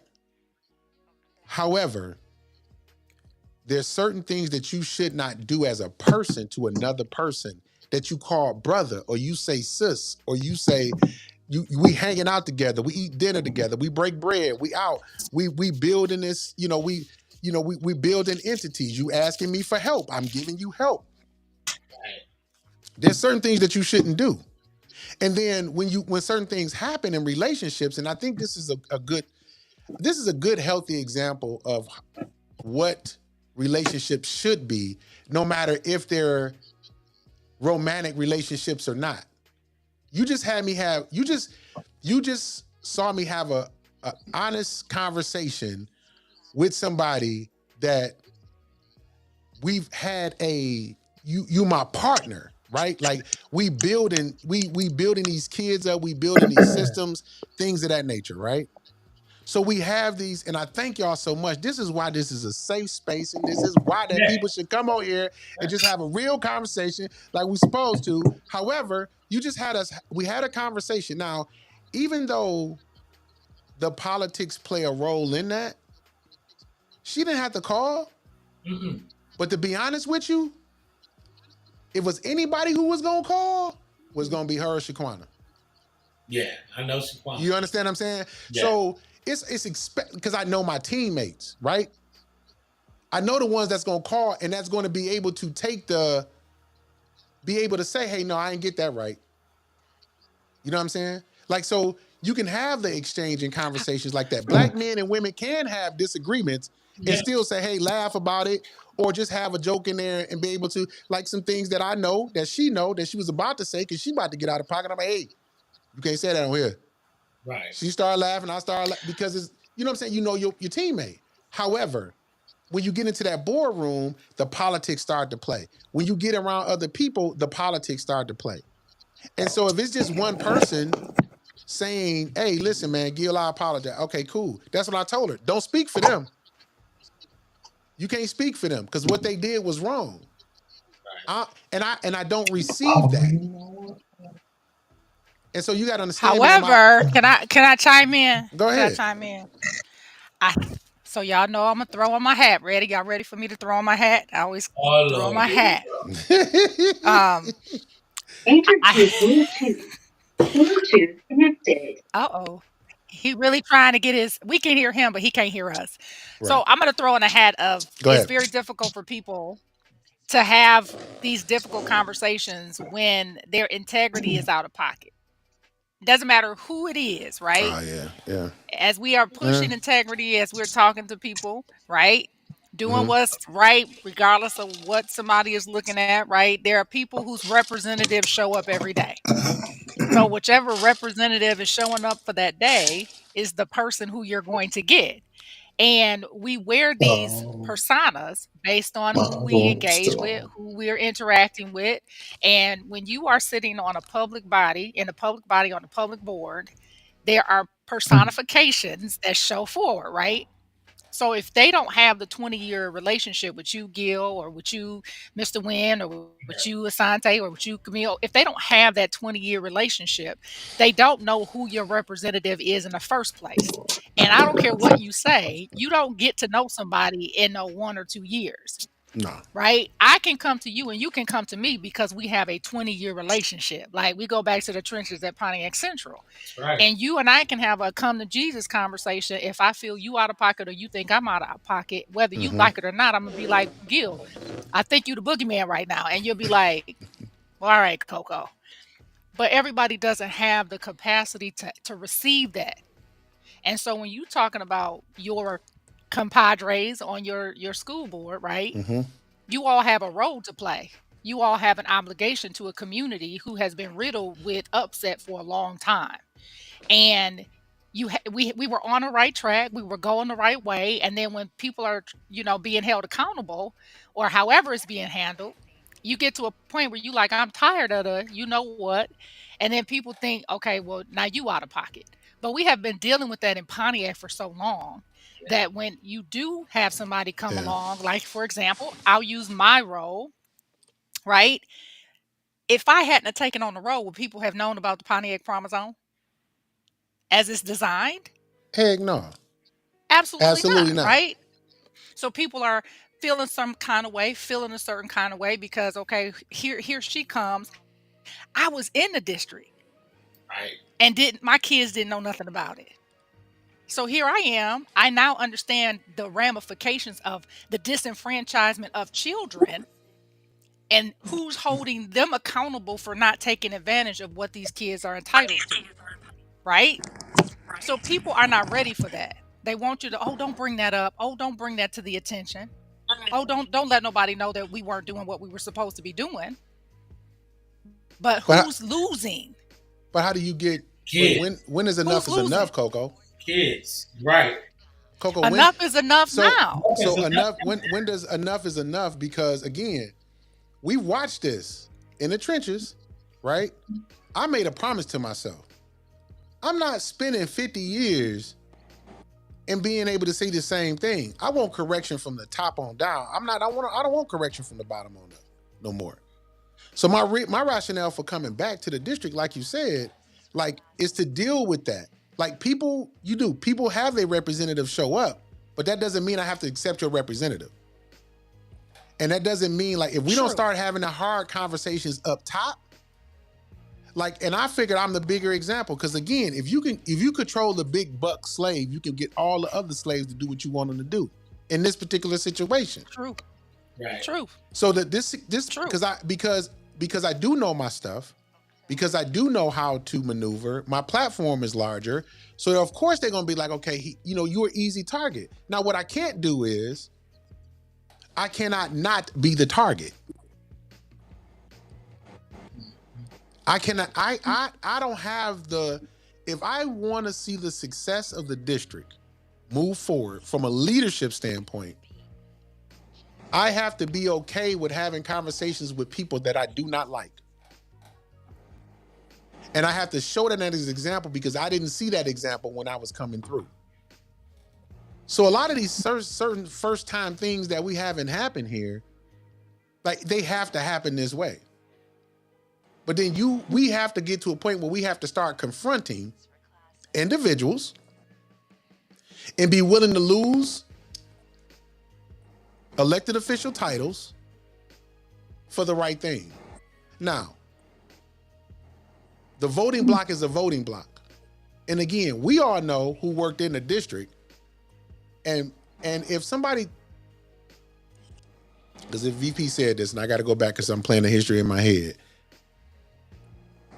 it is a goofy situation. And some of the people I believe are goofy. I declare that foul. I'm not. So, but in the aspect of when folks got their political hat on, you can't say that. That's going to cost you votes. You can't say that because that's not politically correct. Well, I didn't get on the board to be politically correct. I have to correct the problem. So if we start to correct the problem at the back of me, at the responsibility of me, then I got to be okay with that. Because this is going to be a domino effect. You feel like you individually, I'm sorry, Gil. So you feel like individually, right? You have to be the target versus the board being the target. Because right now, if I make this a me against the board thing, everybody who rocking with me ain't gonna pay no attention to nothing that's going on there. Because the board itself, nobody even rock with them anyway. Nobody even think they exist. So if I don't go into the schools, if I start to take this personally and let them run me out of here, then the little janitor that's pushing the broom, the person that's getting the food service person, they're going to be terrified every time they think a decision is being made in that district. Let me ask you. So are you said the term is over in December, right? Yes. Are you going again for it, or you walking away? You done? Or I'm going back into the district. You going back? Yeah. Okay. So I'm sorry. I'm giving up the elected official seat. Okay. But then I'm still working the district, the police side. Oh, the police. So why won't you go back into that? Because I know what's going on now. I mean, from your viewpoint, but why won't you? The plan was only to do the one term anyway. Okay, gotcha. Okay. So the plan was only to do the one term because we turned to 6-year seats for longevity, right? We needed people to be there for a while because they were just flipping over every 2 years. Okay. And so the plan while we were there to say, okay, get these turned into 6-year seats, we did that. The plan for me, because I sit on a national level, was going to the national chair in another 1.5 years. And so I couldn't do that being the president of the school board. I just would have been a trustee, right? Gotcha. Like, basically, they put me ahead of June 26th was supposed to happen in September. They put you ahead of schedule, basically. They put me ahead of schedule. They gave you a booster shot. Right. They gave me a boost, right. You know what I mean? Literally. So with that being said, that's why, you got to have a plan because these things happen. So they activated some things a little earlier than that was supposed to take place. But because, again, relationships, like you said, Coco, now I don't feel comfortable talking to the people who needs to know the information because they lead the district. And in leading in them top seats, you can't afford to miss meetings and not stay on administration because administrations, listen, and this is not just the Pontiac administration. Right. Administrators are taught how to manipulate board members. They're taught how to go into a boardroom and get what they want, get their raise, get their money for their friends. These are things that are taught in the superintendent classes. If I could ask, what is the salaries of trustees? Trustees themselves, we probably get about we get $200 a meeting. You get roughly about $12,000 a year. Oh, okay. Right. And so that was one thing that brought up, right? Mm-hmm. Like people were like, oh yeah, Gary getting a bunch of money. This was one thing. He getting a bunch of money. And I was like, I don't mean to bust a bubble, and I don't mean to talk down to people, but I've been working 20 some years, businesses, etc. Like between me and my wife, I think we paid like $70,000 in taxes. Now you do the math on that. So don't talk to me about your the little 12,000 that's costing me, because it's putting me in higher in the tax. I gotta find a way to write off that 12. Right. But if people who are not financially stable or no finances, he getting $12,000. And they don't necessarily have to take it. I mean, but I that's what I'm mean, saying. And it's one of them situations where it's like, when I take off work, like, cause being the president, I have to take off work when I had them day meetings. So I'm taking off work at 70 something an hour to be with you for 10. You understand? It cost me money to be on the school board. But you ain't got, when people looking at you and they like, oh my God, he had this and this and that. Y'all don't have the clue. Like, it's a sacrifice for this, because I'm trying to get to an end. So the reason why I don't need to go back as an elected official is because I consciously, and I know now, organizational wise, as far as Pontiac, what we need to get us to where we need to be. And I don't have to be an elected official to do that no more. Right. Like, you had to be in the meetings, you had to be in the board meetings to kind of hear what was going on. Steady secondhand. So let me ask you from your and that's the problem. I think that's the problem. People who have not been in the rooms are going off of hearsay or going off of perceptions, which is unfortunate, because if you're not attending I'm sorry, board Coco, I'll meetings. pause. What'd you say? Oh, I'm sorry. I'm saying that people are going off of perceptions. People are going off of hearsay. People are going off of what other people are telling them or whatnot. This is for anybody, right? Anybody in an administrative position, anybody who's in a leadership position, anybody who's in an elected, position, right? It's that, you got to know your enemies. You keep them close to you, right? So that you are prepared for what you have to, deal with. But I think that in this situation with the school board and with the board members and the community, right? I'm not talking about the community of Pontiac. I'm talking about the school district community. Right. Right. It's a difference. There's a lot of negative Nancy's and nice nastiness going on. And that's going to be at any school district when you have levels and you have unions and you have all of these things, right? Everybody is pulling from left to right, right? Your leadership, everything comes from leadership, right? It doesn't matter how we are looking at it. The board is responsible for the leadership of the district. And I think that's where people get it confused. They think the superintendent is the leader. Correct. But it's really the board who's giving the direction to the superintendent on how everything should be working. The accountability comes from the school board. And the school board's job is to maintain the integrity of the school district. And I think that is the misnomer or the miscommunication, is people think that it is the other way around. They don't understand. It's like I told somebody, they don't understand the difference between city government, state government. People don't understand the difference. And so when you have these leadership levels at buildings, right? Because we have issues at building levels. You have these issues, with the administrators in the buildings not having control. Then it's just a mimic of the school board. It's just a mimic of the school board. Because people, people pick their sides, right? Like and again, when I believe in shared leadership. So each trustee had a role that they played. And that's why we were able to get things done so fast. Like, again, when I got into leadership, like, you the quarterback. You just running plays. And so when you get there and there's no evaluations done, there's no, people just getting paychecks. Oh, no. Things got to be put in place.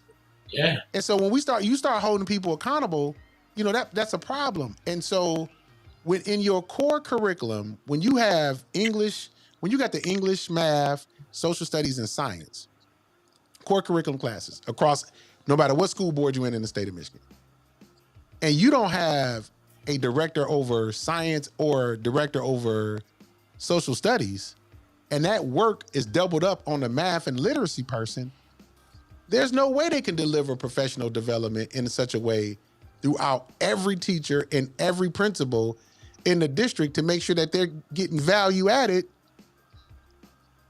content so they can deliver it down to the classroom.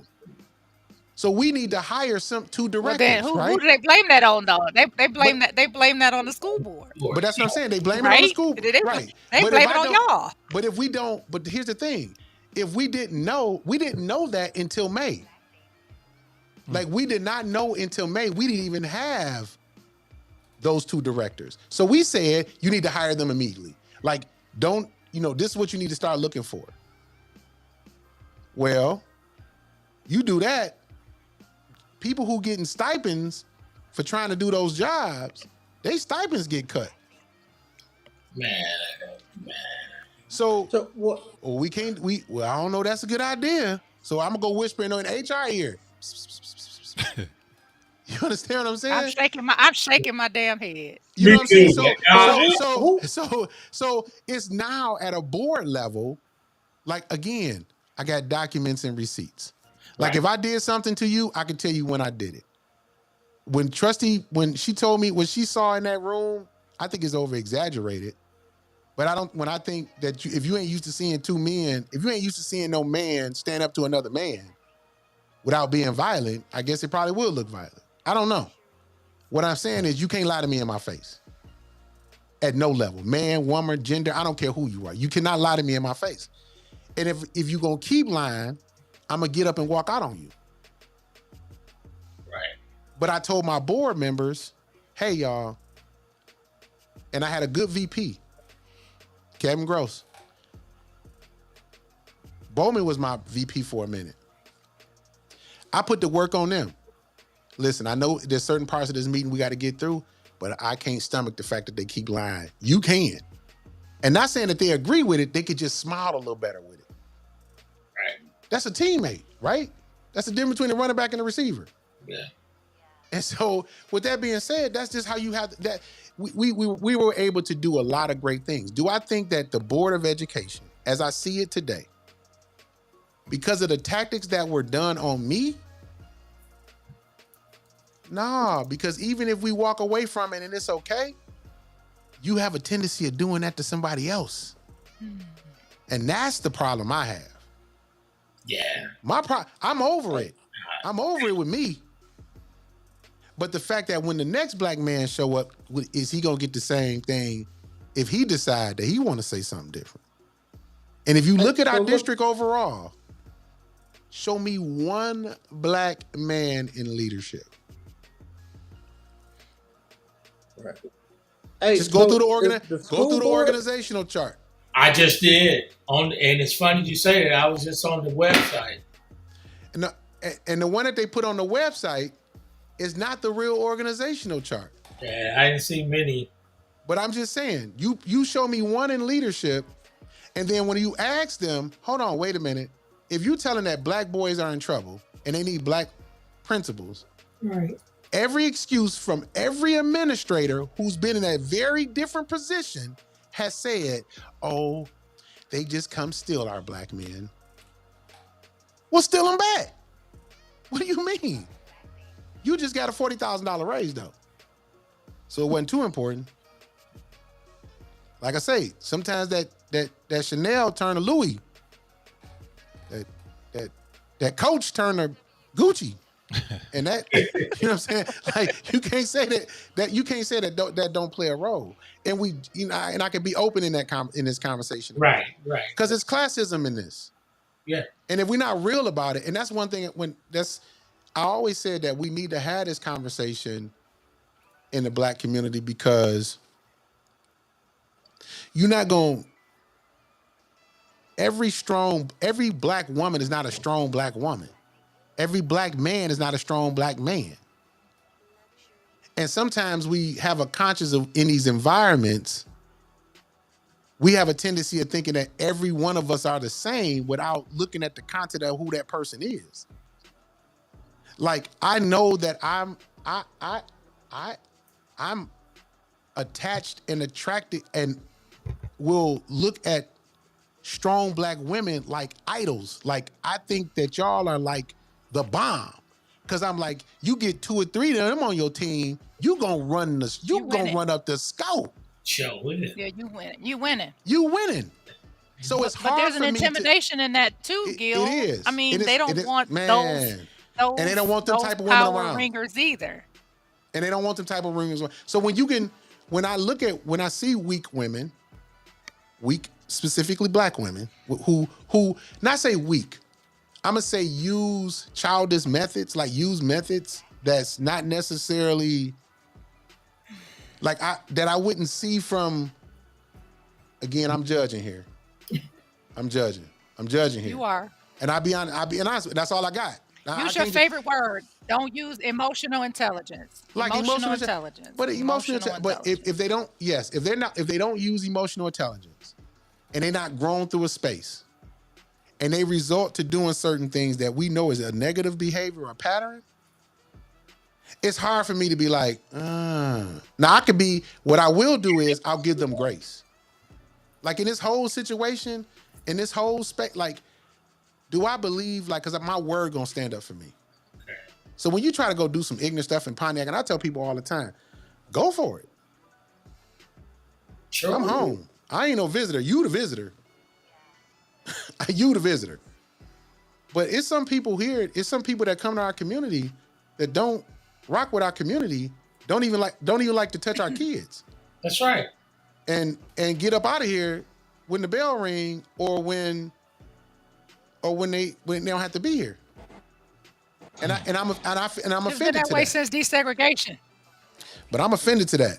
I'm offended. I'm offended on that. Yeah. And they go back out to their community and do their thing. And then come back here and just say, or they can't get hired nowhere else. Exactly. Yeah. Let's talk about the man. That's So when I always, and just like when I see weak black men, I go to them and say, hold on, bruh. Let me holler at you real quick. No, I'm not, I can't do this. I can't go on your show because of X, Y, and Z. I know what you got over there. I know what you peddling. But I honestly have to have a real conversation with him, be like, dog, you know me, cuz. Like, don't get all this confused. Right? Like, do not get this confused. You sit up there and you bring some people over there that just another weak brother that you use. This is the first time that I've been on a Pontiac base podcast because I'm with family. Right? Right. So it's easier for me to have this kind of conversation. Yeah. I got some podcasts that's jumping off right now, man. I can't go on there. No. And so I don't. And so every week, man, like when I see weak men and you lying to me and you come in your nice little 3-piece suit, I'ma check you. It's just gonna happen, bro. That's what's gonna happen. Especially if you're in the business of saving kids. If you're in the business of saving kids, how do you play around with people who don't care about your kids? I know it's hard. How do you play politics around people? For instance, how do you play politics with somebody who want to take something from your kids? Like, you know, they want to take a whole property, and your kid's gonna be left with nothing. They want to give you peanuts. How do I not look you in your face and say, you lying? Oh, Gil, you shouldn't have said that. You that's disrespectful. That's such and such. So what? So we ain't gonna get that youth center? I think we're gonna get, listen, do I think we're gonna get a youth center? I do believe we're gonna get a youth center. Do I think we're gonna get a youth center that administration wants to get? I don't think so. Only because of the fact that the prices is going up. Mm-hmm. My suggestion is build a recreational center that people can be proud of and still go into the schools and use the other millions of dollars you didn't put into them new old buildings. Right. Because if you mess around, here's the thing. You can sell somebody on a dream because they don't know construction. That's right. So if your budget only $42 million and you asking for 38 from the philanthropist side, show me where you go get the money from. You understand what I'm saying? Like show me where, they can promise you all these things, right? And I'm not saying that it's not a good start, because where we came from, you didn't even have a space that you can even think about building a youth center. So are we supposed to be getting a youth center and also a community center? It's the same thing. So there's only one thing happening, because we thought it was two. Nope, it's only one. The youth center and the rec, they call it one people. Some people say youth center, some people say rec center. It's one thing, right? So where is it going to be? It's stated, it's two different things stated on the city web. It's two different things stated. Okay, sir. Two different addresses for sure. Okay, so It was McCarroll for the youth center, right, school? Yeah. No, so that's that is the site of the rec youth center. Yeah. I understand what the website said, and they lying, school. They lying. They lying. It's only one. It's only one. Oh, only one. I rode past because that was my thing. It didn't make no sense to have. No, they bought the old McCarroll, that whole property, or community center without. They bought McCarroll, sir, and that whole property is where they're going to build the youth rec, the whole, center space. Yeah. Right. What happened to the pool? Is the pool opening up at the high school? Now see, why you playing game? Now see, I wasn't gonna bring that up. Cause that's my thing. That's been my pool, anger about this whole. The pool thing. So here's the pool thing in the situation. They say it's supposed to open up in December. The problem with the whole pool situation is the person who's supposed to be qualified enough to make sure that we get the pool done don't have the educational components or skill set to make sure it gets done. And so the disappointment that's going, not the disappointment, because this is why I got to go back into school, right? Because what did we say before? The board is the board. The district is the district. There's conversations in silos, and sometimes they work. We'll get the pool done, but you got to have a committee conversation. So once the new trustees come on, you got to push that, and then get people in there that know how to work that end of looking at the building plans, looking at what needs to be done, because it was already done. But folks wanted to use ESSER dollars to do something else. That's my opinion, not the board's. Just in case board members are listening. You know what I'm saying? Yeah. And so I just think that some things that has dropped through the ball because of the transition of power and how it was done. I'm not mad that it was done. We over that. It affects, I don't like the naiveness of individuals when they say that just because something is done, we're going to continue to keep doing it. Well, we're just going to keep moving forward. No, we're not. Because now you have some people who helped cause the division, and they feel like they won. And they feel like they won because you don't, again, want to feel like I made a bad mistake. But if the person who it happened to is saying, hey, forget all that, we got to get on one accord. Let's get on one accord by having conversations, but you keep assisting people who want to get the big buck in order, then I got to quit talking to you too. Who are the people that want to get the big buck in order? Administrators. Administrators? Administrators. There are administrators who sent private letters to my job. Oh, God. there were administrators who said, "Is he supposed to be here at this time?" But I was off work. I took a vacation day. They didn't know that. There are administrators. There are administrators who paid for a candidate or candidates to run for school board. They're administrator right now. Wow. We're doing the wrong business, man. You understand what I'm saying? Yeah. So this is not Glad about I asked that question. Again, this is not about moving. Yeah.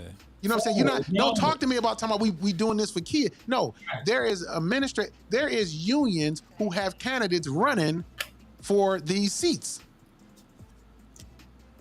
Say online, get on the call. 248-905-1128.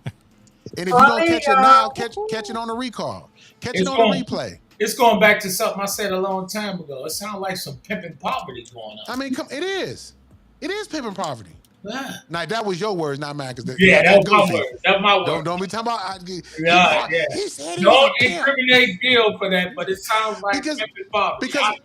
That was my whole thing, D. With coming back, right? Like when I came back to the board, I said in an open meeting, because the person was in the open meeting, right? They were in the audience. And they were in the audience and they were trying to intimidate me. They were basically, because they were sitting there and they had about 3 or 4 of their cronies and they were gossiping during the meeting. So I took the mic and I tilted the mic and I looked dead in their eyes and I was like, I want all the smoke. Every piece y'all got to give. Now, mind you, the people who sitting on the board, they don't have a clue about what's going on. They ain't watching the room. They don't know nothing what's going on. They don't know that these people really sitting out there and really want to bring their consultants in the district, their friends in the district, really want to, like they had paychecks coming. Hold on. I gotta be the devil. I gotta be as they say, the devil advocate for. Come on, Smokey. I got to, because I can see. I mean, I can honestly see. You know what I'm saying? And I know, or hopefully you respect things that I say to you because of, I do. You know. But when you say, like what you just said. That I want to smoke? It gives, I get that. You know what I'm saying? And it's a way to say everything. I get that because I'm guilty of doing that. But at the same time, I have to look at the position that I'm in. I can get away with it because I'm a civilian. You know what I'm saying? If people look at it, this is the thing. If you have a goal, hold on. If you have a goal in mind, you don't want to put distractions in the way of your goal. You know what I'm saying? Because when you start putting distractions in the way of it, by the way that you verbalizing, you get to the point to where you at. You know what I mean? But I know it's unfair. But let me hold on. Let me bring it. I'm dealing with a particular situation. But let's bring it full circle, though. And I said this before. Right. Let's bring it full circle. I didn't come back on the board to be nobody's friend. No doubt. I came back on the board to get active in the very things we talking about right now. So I didn't have that wasn't my job. My job ain't to be the nice guy. My job was to tell the folks who had plans on keep stealing our money, I'm the one you gonna be looking at. No doubt. I see you. I get that. I understand that. If there was a nicer way to say that in front of, if we were in a community where people where your kindness wasn't taken for weakness, because that's how they've been able to get along for so long, because I didn't have a lot of time. I'm gonna just say that. And so to bring so the board don't get distracted from the main thing. And again, I was very strategic when I did it. I did it in the board governance. The meeting wasn't recorded, right? So I'm very strategic when I do it. Well, I was very strategic when I told the man, if it's anybody in this room right now that want to get up and leave right now. This is the best chance for you to leave before you go to jail. Like that was in the board governance. And the guy, one of the contractors, because I gave him documentation before the meeting. This is how I know you stealing. Oh. He got up at the end of the meeting, says, I would have got up when you told us to, but I just want to turn in my keys right now. Thank you. So the people that you're saying are stealing, have they been reported, and is there going to be anything done about this? Well, it's my proof, right? Like I got 7 other trustees. So the first thing is a forensic audit. Did I go through the forensic audit already? Yes. So by the time I gave the vote to say, hey, we need to do this forensic audit, I had already proof as an investigator, hey, I know this is going to go to that trial level. So this is my 4th one. Right? So to answer your question, Camille, is yes. Okay. Now, is it something that happens tomorrow because this is a slow democratic process? No. Sure. But because these people have quit, because these people have contracts, because I got these people's signature, because we got the forensic audit, like I know this is going to happen. Now, I can tell you it's probably going to December, January is when the audit going to go full jump off. Maybe about when it jumps off, maybe about March or April, that's when everybody get nervous. And then about June, July is when that's when the witnesses come in, the snitches. It wasn't me, it was him, it was that.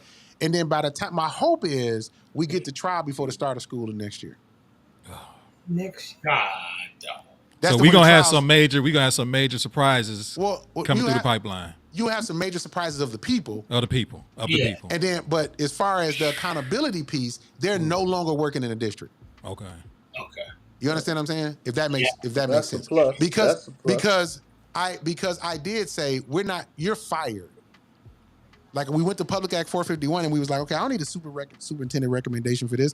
This is the proof that I have. I got it to the board and I say, we need to dismantle their contract today. Okay. 7-0 vote. Boom. Get them out of here. I mean, people were getting held accountable. Like I got 7-0 votes. The only 6-1 vote that I got from the current board that we on right now, 6-1. 6-1. And I don't want to discuss that because of the fact that it was a 6-1. However, the only one I got in 3 years. Everything else, 7-0 votes. We didn't have a split board.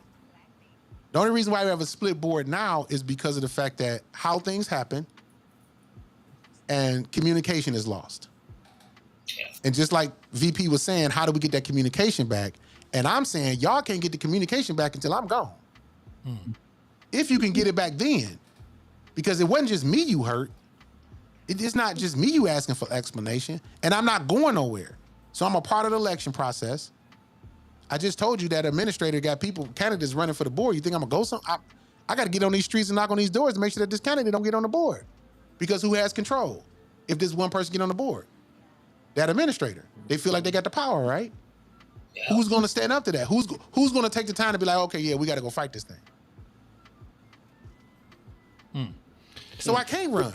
You saying it's a building administrator or a downtown administrator? Good question. You're getting specific. Yeah, because I was like administrators, like it could be anything. You know what I mean? It is an administrator that's been there for quite some time. But I ain't telling us that. I don't know what you're talking about. It's a building administrator. Man, if you ain't figured it out by now, boy, y'all special. I didn't even know Coco was going to be that smart. We got to talk to the people in the back. We got to talk to the people in the back now. Listen, Coco's seen the same things I saw. Derek saw the same. Derek has saw the same. And when I went through this the first time, the first 2 people I went to and be like, hey, man, this is about to go down, bro. Yeah. I told Derek Wins, I'm in the office thinking to myself, man, crying, thinking I'm about to lose my job. I thought I was, man, listen, bro, I thought I got fired. Yeah. When I found out what was going on, I'm in Derek Wins' office like, man, I'm going to jail, dog. Right. I took this money to the bank, bro. I'm going to jail, bro. What I'm going to do, man? Right. I just had a son. Derek D like, man, hey, man, G, calm down. I'm like, bro, I took this money to the bank, bro. Like, this is the money I got from this principal. Yeah. So I went over to the boss. I said, hey, man, we need an investigation right now. I went and told him myself and everything. I started taking out my badge and gun. I'm like, man, he's like, what's going on with you? I said, man, listen, bro. Hey, look, I don't know if this is how it's supposed to go down, but I took some money to the bank, man, and the lady cussed me out. Here go the receipt. I showed it was $30,000. I showed her the receipt. He was like, "What do you mean?" He said, "Where did you get it from?" I said, "I got it from I snitched. Got it from the building administrator." And then when I asked her, I said, "Hey, where did you get the money from?" She told me get out the office. So I put I act like I was Denzel Washington. I came in with my badge back in there, chest poked out and everything. You gonna tell me where you got this money from? I ain't got to tell you nothing. Get up out of my office and don't even come over here no more. I said, man, I'm the police. You gonna tell me where you got this money from? I know what I'm doing. I'm coming back with a warrant. I went to go to my boss. Boogeyman. I went to go get my boss. My boss, who at that point, Val Gross, was my boss at the time. I say, this is what happened. This is the money. Here go the receipt, and I'm asking you to authorize me an investigation. He said, you got it. I went back out. He gave me 2 detectives. Needless to say, it was a corrupt deal between Delphi, the principal, and a couple of other people. And one of the key witnesses passed on us, God rest his soul. Yeah. And then we turned a couple snitches. Damn. So this is not something that I'm new to. Right. It's just that some people this is something new to some of these other people. So then when we had all them administrators come in at one time, and he had to have all of his administrators, and he had to have this person and that person, and he had to play the piano for everybody, and he had to check. Can we call them informants, sir? Can we call them informants, sir? I mean, those folks were informants. On this last one, when we hired 4 administrators at one time. Sante, I'm watching my own show like. Listen. That's why I keep trying to tell. When people tell me this is real. Listen, this is real. That's why. This is why I came today. This is real, man. This is real. This is real.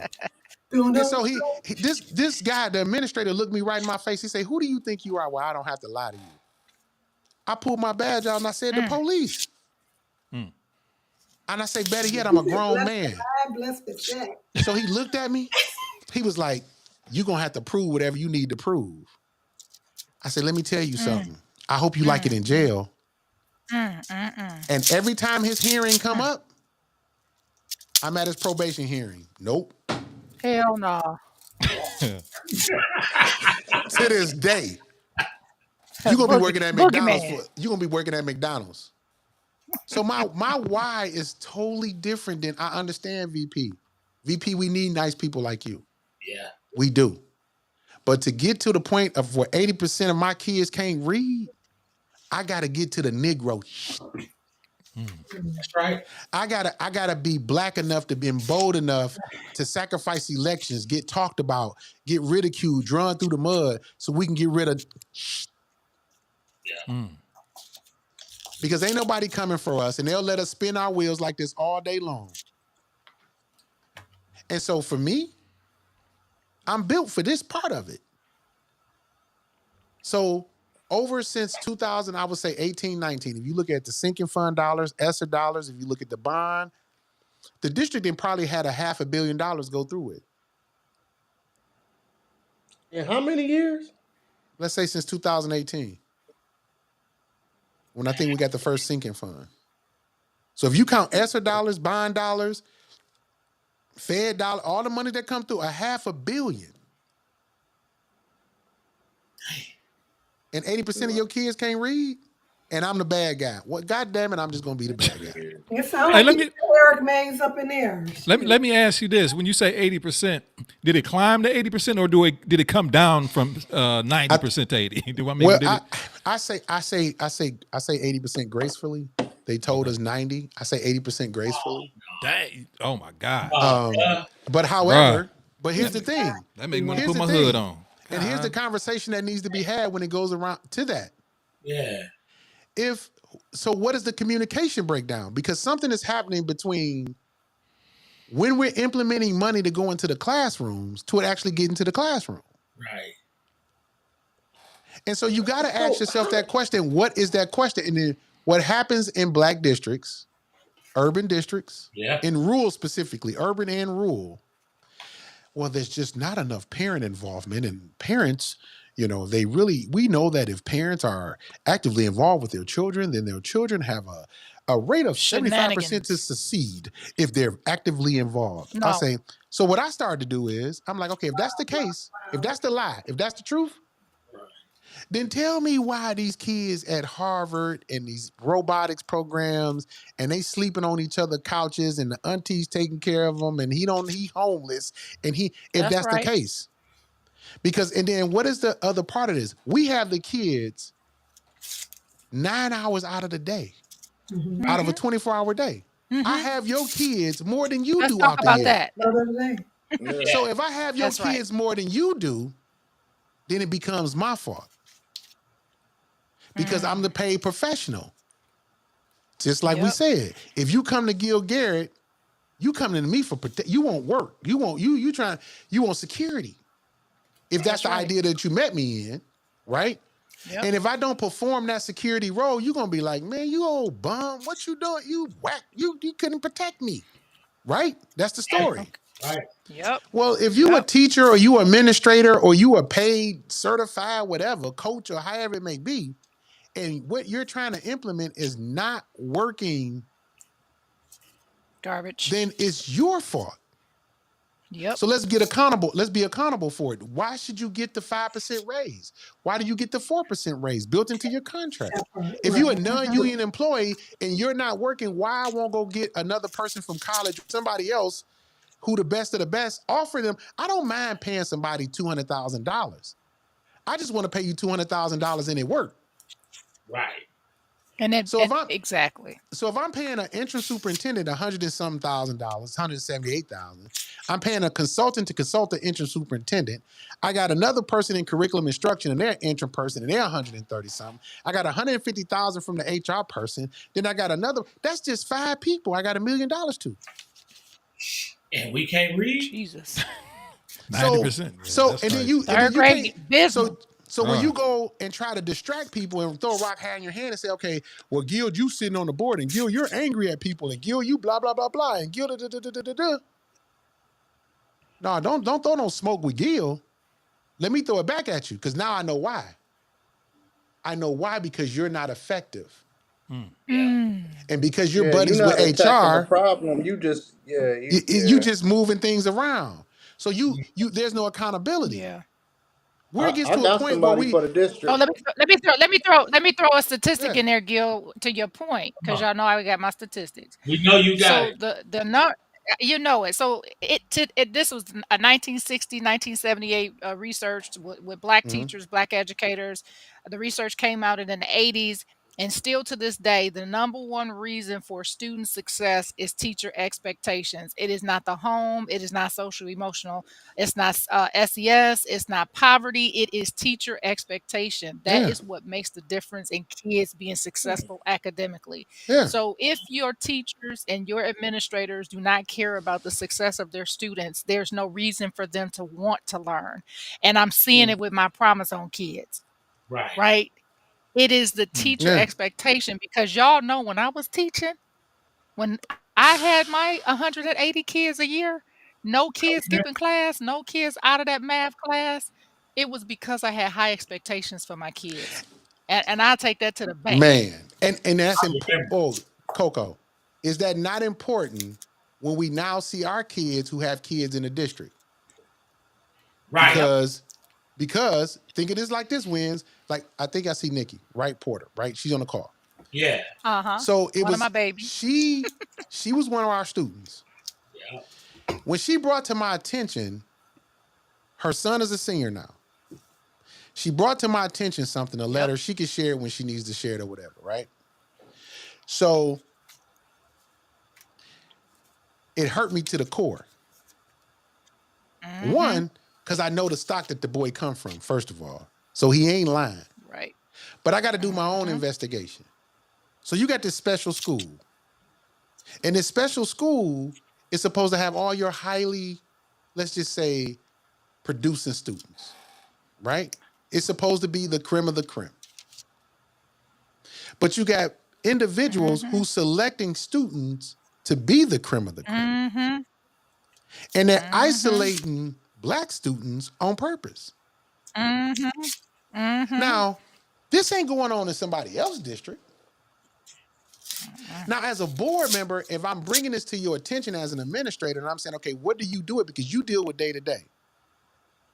And you bring somebody in who helps facilitate the same thing that I'm complaining about, and then it shows in their behavior, and then you say, we're just going to give them some cultural diversity training, and we're going to give them some sensitivity training. But well, how did that work a couple weeks ago? But my kid, exactly. And so I'm saying, where's the accountability? So if I'm having conversations, I don't want to have conversations about Gil Garrett losing the power of the board. I don't want to have those that's trivial. It's just stupid. I don't want to have that conversation. It happened. It's done. I want to have these conversations we having right now with the board members who get the power to 4 votes and get these folks up out of here and replace them with people who we know can do the job. Right. Okay, so look at it. Seems like the bigger goal is to get people out to go vote for board members that's gonna get the job done instead of people that they cool with. And that's just a part. That's a part of it. I mean, like the big, because if you just picking, I'm just saying it's a big part, because if you just picking who you cool with, then that's not gonna get the job done. And people do need, I mean, in all fairness, school, people do need to get out and vote, but let's just keep it a buck. Like, they don't. Right. And so because they don't, you got to play within the game that we play. Now, mind you, we had 2 elections when I was on the board. This the 3rd. Do you know both of those elections people ran unopposed? Because I went out there to explain on the behalf of the people who's sitting there. So they ran unopposed. Because it was a trust thing. Right? Right. So if you run unopposed, it wasn't because of you, because nobody know you. Right. So now when we look at what we're dealing with, that's why I'm saying it's more important now. Like you said, that's part of it. Electing people who at least know the business side of this. The business side of the district is not. It's more important to know the business side than I like you. You my sorority sister. You my frat brother. You my this. You my that. Could that have been the reason why they brought in the consultants in the first place?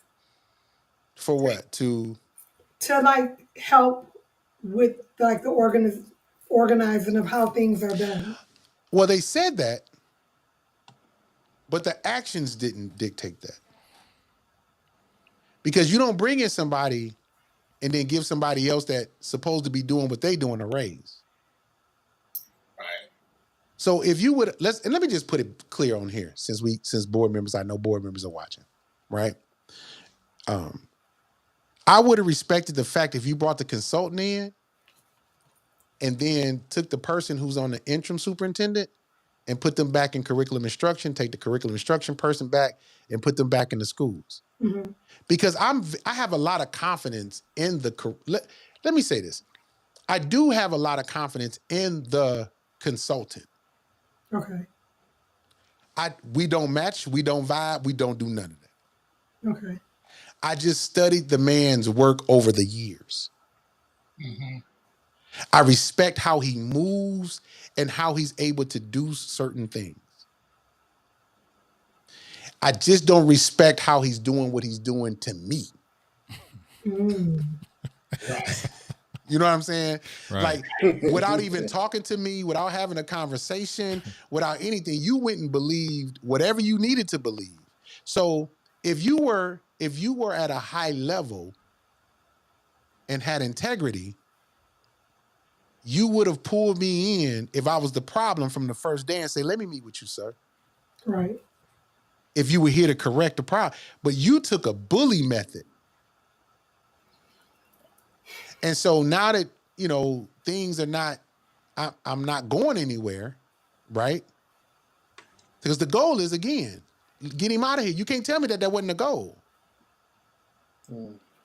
When they replay this back and they hear it, they'll hear hey, listen, make him the interim superintendent. Put all them other people, because he's telling them what to do anyway. He has expertise in certain areas that we need as far as our district is concerned on a business level that I respect, because there's people who are in our district that will respect an authority figure like him on a day-to-day basis. Right. That's what I'm looking for. But if they'd have asked me, if they'd have just asked me, I could have said that. What I'm telling you right now, I could have said it then. But they already paint a narrative. They already paint a story. And then for the person who's on administrative leave with pay, you would have had enough money to buy them out of their contract, and we wouldn't have went over budget. And let them go about their business. That's right. And then if something comes up where we need to prosecute them or whatever needs to happen, which I doubt it, let them go on and live a happily ever after. But you didn't ask me. You just assumed I wanted to just do whatever I wanted to do and no. We all decided to put this person on administrative leave with pay because we saw the evidence. Right. We know why we did it. We know why the person is still on administrative leave with pay. Well, shit. What? How's that benefiting the city? And the city losing money if he on It's not the school. leave with pay. It's school. Come back to the district, bro. We ain't got nothing to do with the city. School. City, remember he said those. I mean, my bad, but y'all losing money. We're right? not. Listen, we're losing. When we did the budget, when we did the budget, we actually saved money on an interim basis because we had to do an investigation. Mm-hmm. But in the process, in the 6 months, now that we flipped the transfer of power and we brought these consultants in, we gave these raises out, we're over budget.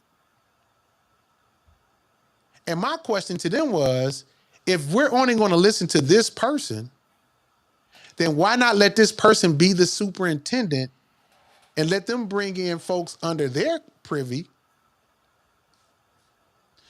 And I'm just saying from a money standpoint, because it's about respect and authority. Right. And if this person carries enough authority, right, if the board really gets behind him, the other people who are doing them side deals won't be able to do the side deals because they're gonna be like, oh, the board got his back. But if it's confusion amongst the board, right? Right. Then the board themselves are to blame. And if the people are using the incidents that happen with the board to create this problem, then it's our fault for allowing it to happen as board members, the 7 of us. And it's my fault too. I did not take me out the equation. That's why I just stopped. That's why I backed up. Let me not argue the fact that, first of all, let me not even run again. And then don't let me fight for presidency. Yeah, they did you wrong and they hurt your feelings and it's cool. Go ahead, cry, cut your beard off, go to the gym, get your weight down a little bit and then come back. You know what I'm saying? You heal up. Because it's not, I'm going to get a little touchy right here. It really is about kingdom principles versus culture. It's really about territory. And if there's been a certain mindset or spirit that's been able to dwell in a place for so long, that SOB gonna be pissed off at a person like me. Or anybody who tries to take back a territory that's been captured for over 40 years. We talking about 4 decades. Yeah. So my whole thing is be as least confrontational in that particular area, and how do I get what makes business sense corrected in my own district? Because we're moving other districts out of these cryptic spaces. But we got an election November 5th, right? Right. And somebody had already said, not somebody's, not somebody's. I'm doing away with public education. Sure is. You know why? Why? Because when you didn't look at the money that we didn't gave out to all these black students and these black kids versus Title IX, them white suburban districts didn't get the money that we got. They threw millions at us. And what did we do with them? Blew it. We got some Gucci's, got some pinstripe suits, couple Maybachs in there, Jeep Ram trucks. And when people tell me, "Oh, they had Man, it to," better not be back. It better not be nobody down there in no Maybach, bro. man, you You better check. making You that better up. go. Hey, drive You to Say the go parking go lot. drive through the parking lot. Huh? Hey, go drive through the parking lot. I was about to ask you, Gil, like how do You we get back in the city of Pontiac? I know we kind of Gee, surpassed the 10 o'clock hour, but I just my want to bad. ask. No, we good, we good. But I just wanted to ask, man. And thank you for staying on this and coming on like directly at 8:30. I mean, or 7:30. We wasn't expecting that, so I'm glad you just had a full time with us.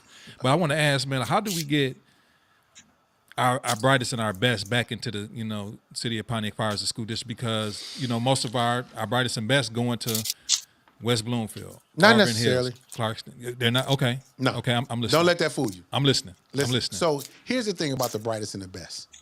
It's got to be created. Yep. And so our brightest and best. Hold on. Okay, let me see. Oh, let me take my shit up. All right, made me feel like I made a good question. Come on. No, hold on. Let me take it. Because I'm gonna tell you right now, I'm gonna have to fight some page. I just posted one on my Facebook Hold on, page, so I'm just saying. Let me say this. Because Mr. and Mrs. Jones want to keep up with Mr. and Mr. Adams and Mrs. Adams. And my kid got to go to Bloomfield.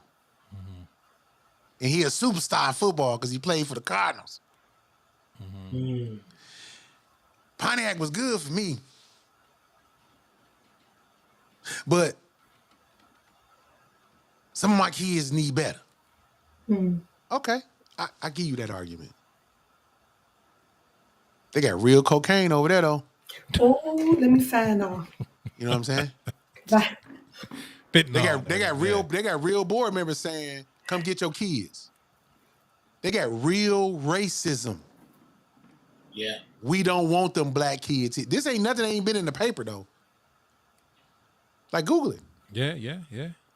We done seen. Okay, so when you say that's real. That's so a real. lot of times Yeah, we taking our kids to spaces because we want to feel comfortable as if we made it. accomplished. Yeah. We want to feel like we made it. So you still living in Pontiac, you take advantage of the, to get your kid out there, and then because you can't watch him the way you need to watch him and monitor him or teach him some things that he need to teach him, you got to bring him back here. Yeah. Because they kicked him out. The setup, yep. And they got the first full FTE from him. Yep. We just going to get the 1,500 that's left. Now, with that being said, it's business, right? Yeah. People like me, I don't get mad. I understand what it is. Now I have to prepare a place for them.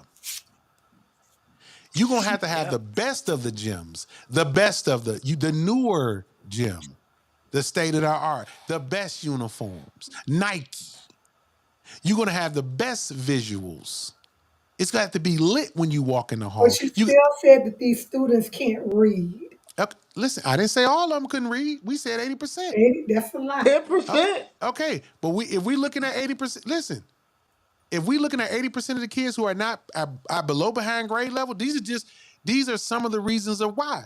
They didn't all start in the district and then all of a sudden just dropping through grade levels. Like we get all the special need kids. They coming back. They coming back. All the kids we get all the kids that's got behavioral issues because Pontiac can handle it.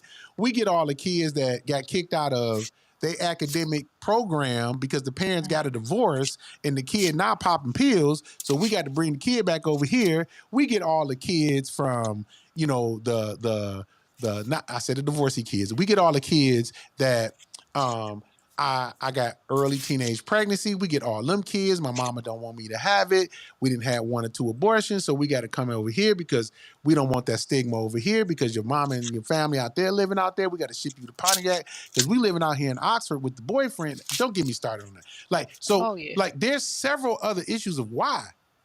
But here's my common denominator to the whole 80% of my kids. I'm sorry to interrupt you. So you're saying that students from other districts, other communities into Pontiac? are on the That's like the school regular. of choice working in backwards. It's work right. The Yeah, school they of choice getting working dumped. backwards. Right, it's working backwards. They getting the money and sending them to. And then send them back. They getting dumped. They getting And so dumped on when Pontiac. that happens with kids who are in middle school, right?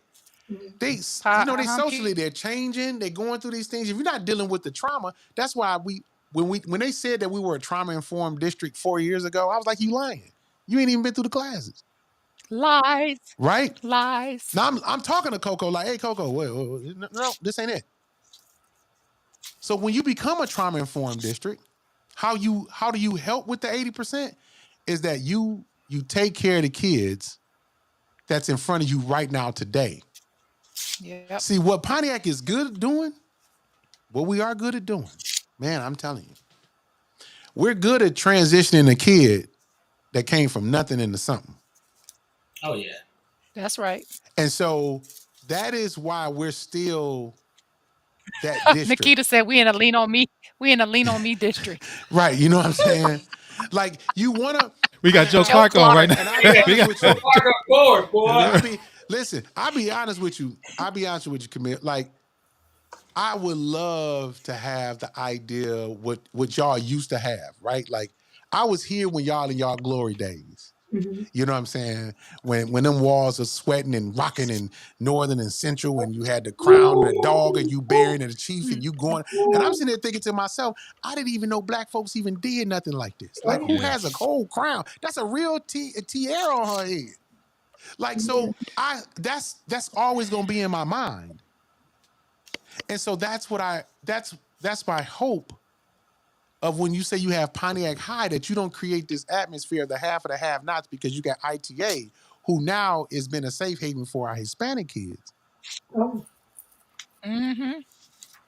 And then our teachers who are over there like the Hispanic kids because they're less confrontational because the mom don't just show up when you're not giving out the homework. Scratching. Or you can't understand. I'm hearing like chalkboard sound. You said what? I'm hearing like a chalkboard sound. Is somebody striking something? Oh no. Or scratching something? No, you hearing things. Okay. That's fine. So in a sense of where we at as far as a district, like, I understand because of the lack of let's just say experience of folks. I don't expect them to have the experience I have in a district, because I know we got to go. But I studied this district like the back of my hand. Yeah. And I know it. And I know I have the answers. But I'm also wise enough to know that I don't have to be on top to get the answers to the people who need to get there. And I'm also human. And I'm also human. No, come. Wait a minute now. Camille got some real cocaine. Seriously, Bobo. Bobo crazy. Listen, Bobo crazy. But I'm just saying. I went to Pontiac Northern. Okay, we don't do that. That's right. That was different. But I do think once we get to a certain point where we can have the board can have board members can have a real conversation. Because even if I'm gone and your imposter is still there and you still being used, our district is still going to be, we in reverse. Yeah. We in reverse right now. And it's our fault. It's my fault for really, listen, I wish I was that person that I was when I first got on the board in 2005. Right. I wish I was that naive and everybody was my friend. I did not come in there in 2020 with that hat on. I had relationship issues. Not me per se, but there were relationship issues in the district, money, whistleblower, bullying. There were so many adult issues that I had to be daddy.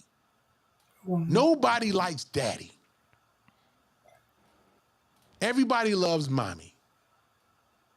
And so with that being said, I'm okay with that. Because I know at the end of the day, I'm going to be taken care of because I took care of the business that I needed to take care of. And everybody is not going to like that.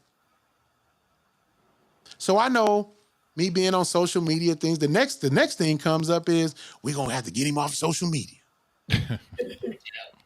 he said something bad about me. Prove it. I ain't mention nobody's name. Nope. I tried to get you to. Yeah. Yeah. I ain't mention nobody's name. Now we all meet for coffee.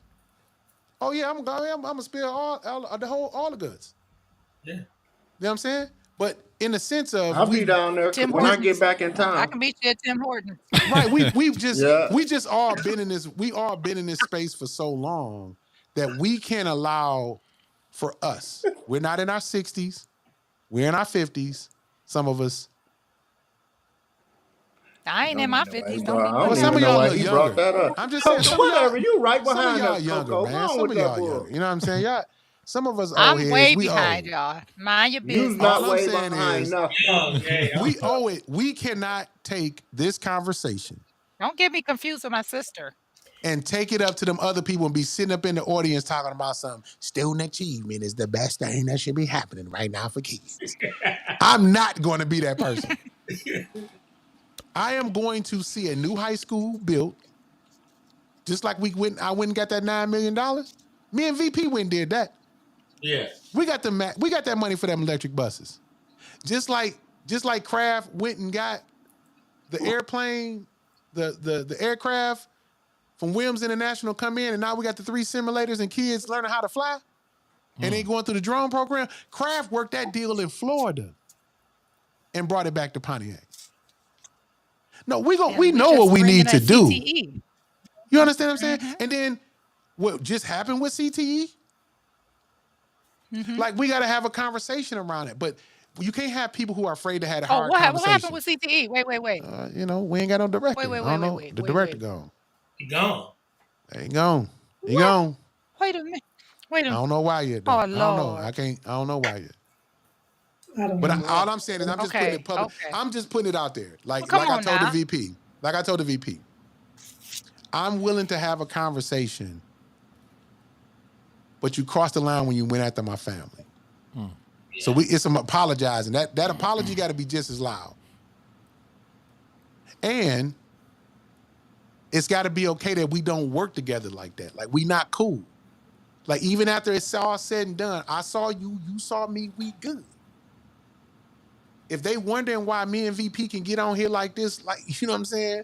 Like, why me and Shaquana Davis and me and Kevin Gross and Kraft can have a conversation. I know them, right? Like, I've spent some time, we can, and they were able to have a conversation and be like real men and real women, black men and black women, and not be afraid, and didn't play no games.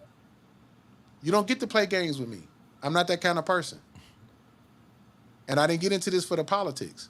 So every time people throwing my name, you running for mayor, getting the mayor all scared and getting this person all scared over here. And, oh, he running, Gil, you know he running for mayor because he getting.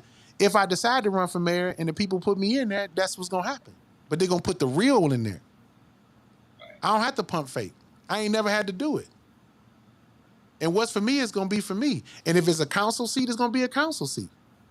If it's nothing at all, but just be an ambassador or mediator, I'm still going to be me. Because at the end of the day, I can't do nothing else in this community where somebody going to be like, oh, yeah, that's different. If I ran for mayor, do you really think people going to be like, oh, yeah, Gil, you the mayor? They already say I'm the mayor. Let me ask: Is that something that's in your peripheral? About 55. Yep. After this term. Okay. Yep, for sure. It's a shame, man. It's a shame. People just ask me. If you just ask me, Yeah, at 55 years, at 55. How old are you now? 49. So at 55, Hold on, I you would. younger than me. I would, man, you always been an old head. I've always had to be, you know what I'm saying? Like, I would have ran the full cycle. I've been in the police department. I worked over in the municipality.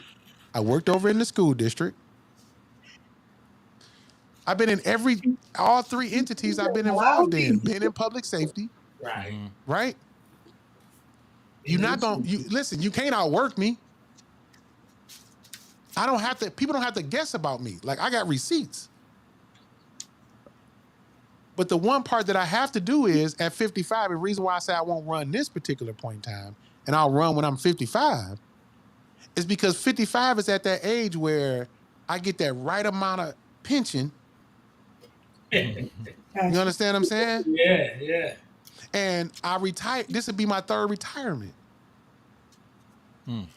So it ain't just me no more. Now, if it was just me, oh, I'd be running. I will run. Oh my God. I'd have started campaigning last year if I ain't had my wife. So if you were to run for mayor, what would you like to see happen for the city? Good What would be question. your main point? My main point at 50 on this next go around, Mhm. that we restore and reestablish the entrepreneurial spirit of who we are. Everybody believes Pontiac is this hopeless space that we created Oakland County, though.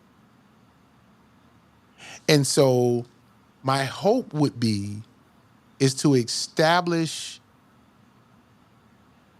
a space where people, if they want to, dream bigger, if they want to improve on what's already been given to them, that they do it without the sweat equity like our grandparents had to. And you do that by establishing programs within City Hall with the dollars that's already been given, and you manage it and partner with individuals like the school district and a few nonprofits who are not just using for numbers, Mm. and you begin to rely on some churches who are actively involved in spaces. And when I say churches, that means mosques or whoever. I'm just saying you have to use everyone. Because when you just say we a black community, but I watch white people come to the reunions, Hmongs, Mexicans from Northern, Mhm. 20, 30 years, I'm like, it ain't always been all black. Y'all, somebody lying, Yeah, no, it ain't been all. right? Respect. So that's what I would want to see. I would want us to get back to that space of being that entrepreneurial town, being who we are, being the caregivers of our students, our people, and our neighbors. But you got to build a capacity of trust at the municipality level at that. And see that, and that takes people coming in being genuine, and then establishing those type of programs that's already here. We're already getting the money. It's just that the fact that you get people in these seats that don't nobody trust nobody, so you don't have a real conversation like we did tonight. So the real conversation that we were able to have tonight has to transcend over to the municipality. So it's got to be bigger. So it's going to take me another 6 years because I looked at how it took me this long to get to where I need to be. It took me a shorter time in 4 years to get to knowing why we at 80%, right? If our kids are not reading that grade level, why we depend so heavy on credit recovery, and why we only got one university, and I'll be done, no shameless plug on them, but one university that says, or one person from this university. We got all these kids, but your retention rate is under 10%. So you're not retaining them. You getting them, but you ain't retaining them. Once I give you my baby, it's your job to help retain them. So you get the upfront money. So these are some issues that again, take some to be in the back rooms, to be in the rooms, to have the conversations. You know, it's a few more people that got to be not liked, right? There's a few more people got to be here to be like, okay, we know the business of it. Because if I can keep you poor, Poverty if I can keep you, mindset. I can control you.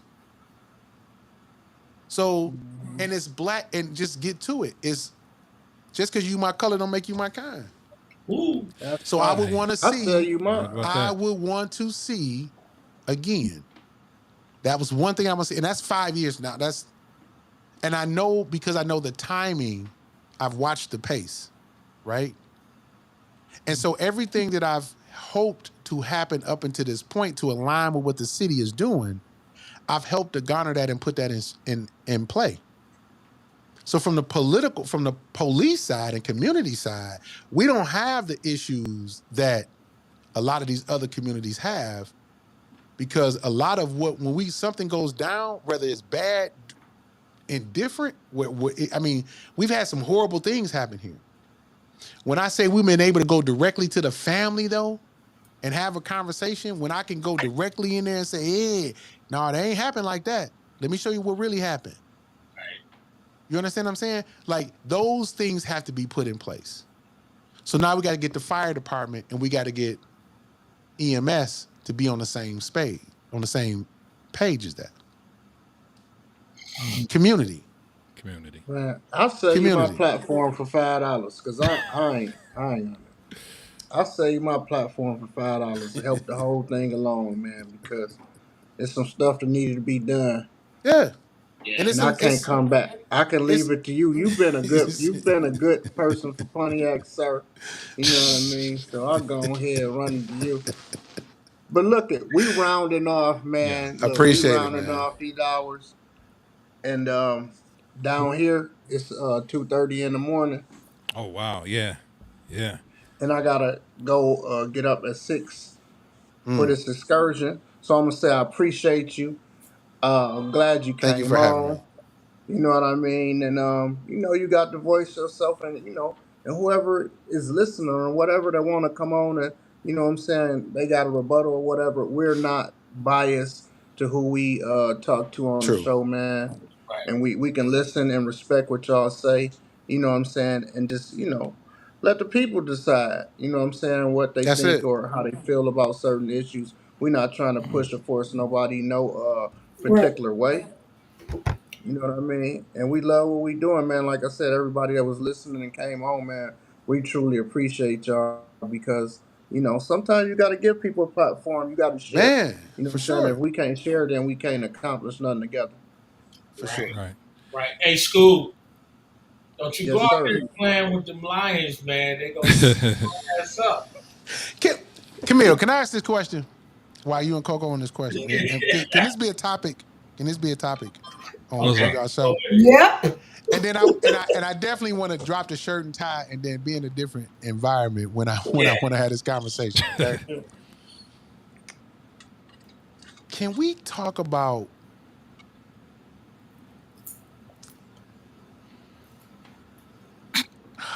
Yeah. Say it. We can talk about it. Can we talk about why? Do we need a bleeper? I mean, No, because I beep feel beep beep. We're gonna this is have what to I bleep know. this later. No. Here's the hesitation. Like, I think my wife around this corner, Okay. You better spit it out. and so we had these conversations, her and I, right? The Like, man can gotta we go to bed now. can Get we it have out. no? I'm just saying, can we have a conversation around like the essence of Black women and how it's changed over the years, where we get the sexy reds and the other, like, because I got a group of girls that believe sexy red and gorilla, Glorilla. Glorilla. You said Gorilla. And Glorilla, you know what I'm saying? Yeah. Is like, It. we independent. I don't need no man. I don't need this. I don't need that. And I'm like, I don't know where that came from. Why I got a hint of where it came from, but I want to start. I mean, we need to address. We got some little girls in Pontiac that will bang, and when I say bang, like really harder than these boys right now. Mm-hmm. And I don't know what. Listen, as the look, I do not know what to do. Wow. I'm stuck. Sure. You definitely had that convo. That's So easy. whenever y'all had that convo, I want to come back from on the police officer side. Just tell y'all what I'm seeing, because I need some help. Oh, we got to do that. I need some help. Well, we can definitely do that. We gonna. What I am gonna tell you right now, Gil, is that next week, VP Kenyatta is gonna be on the show.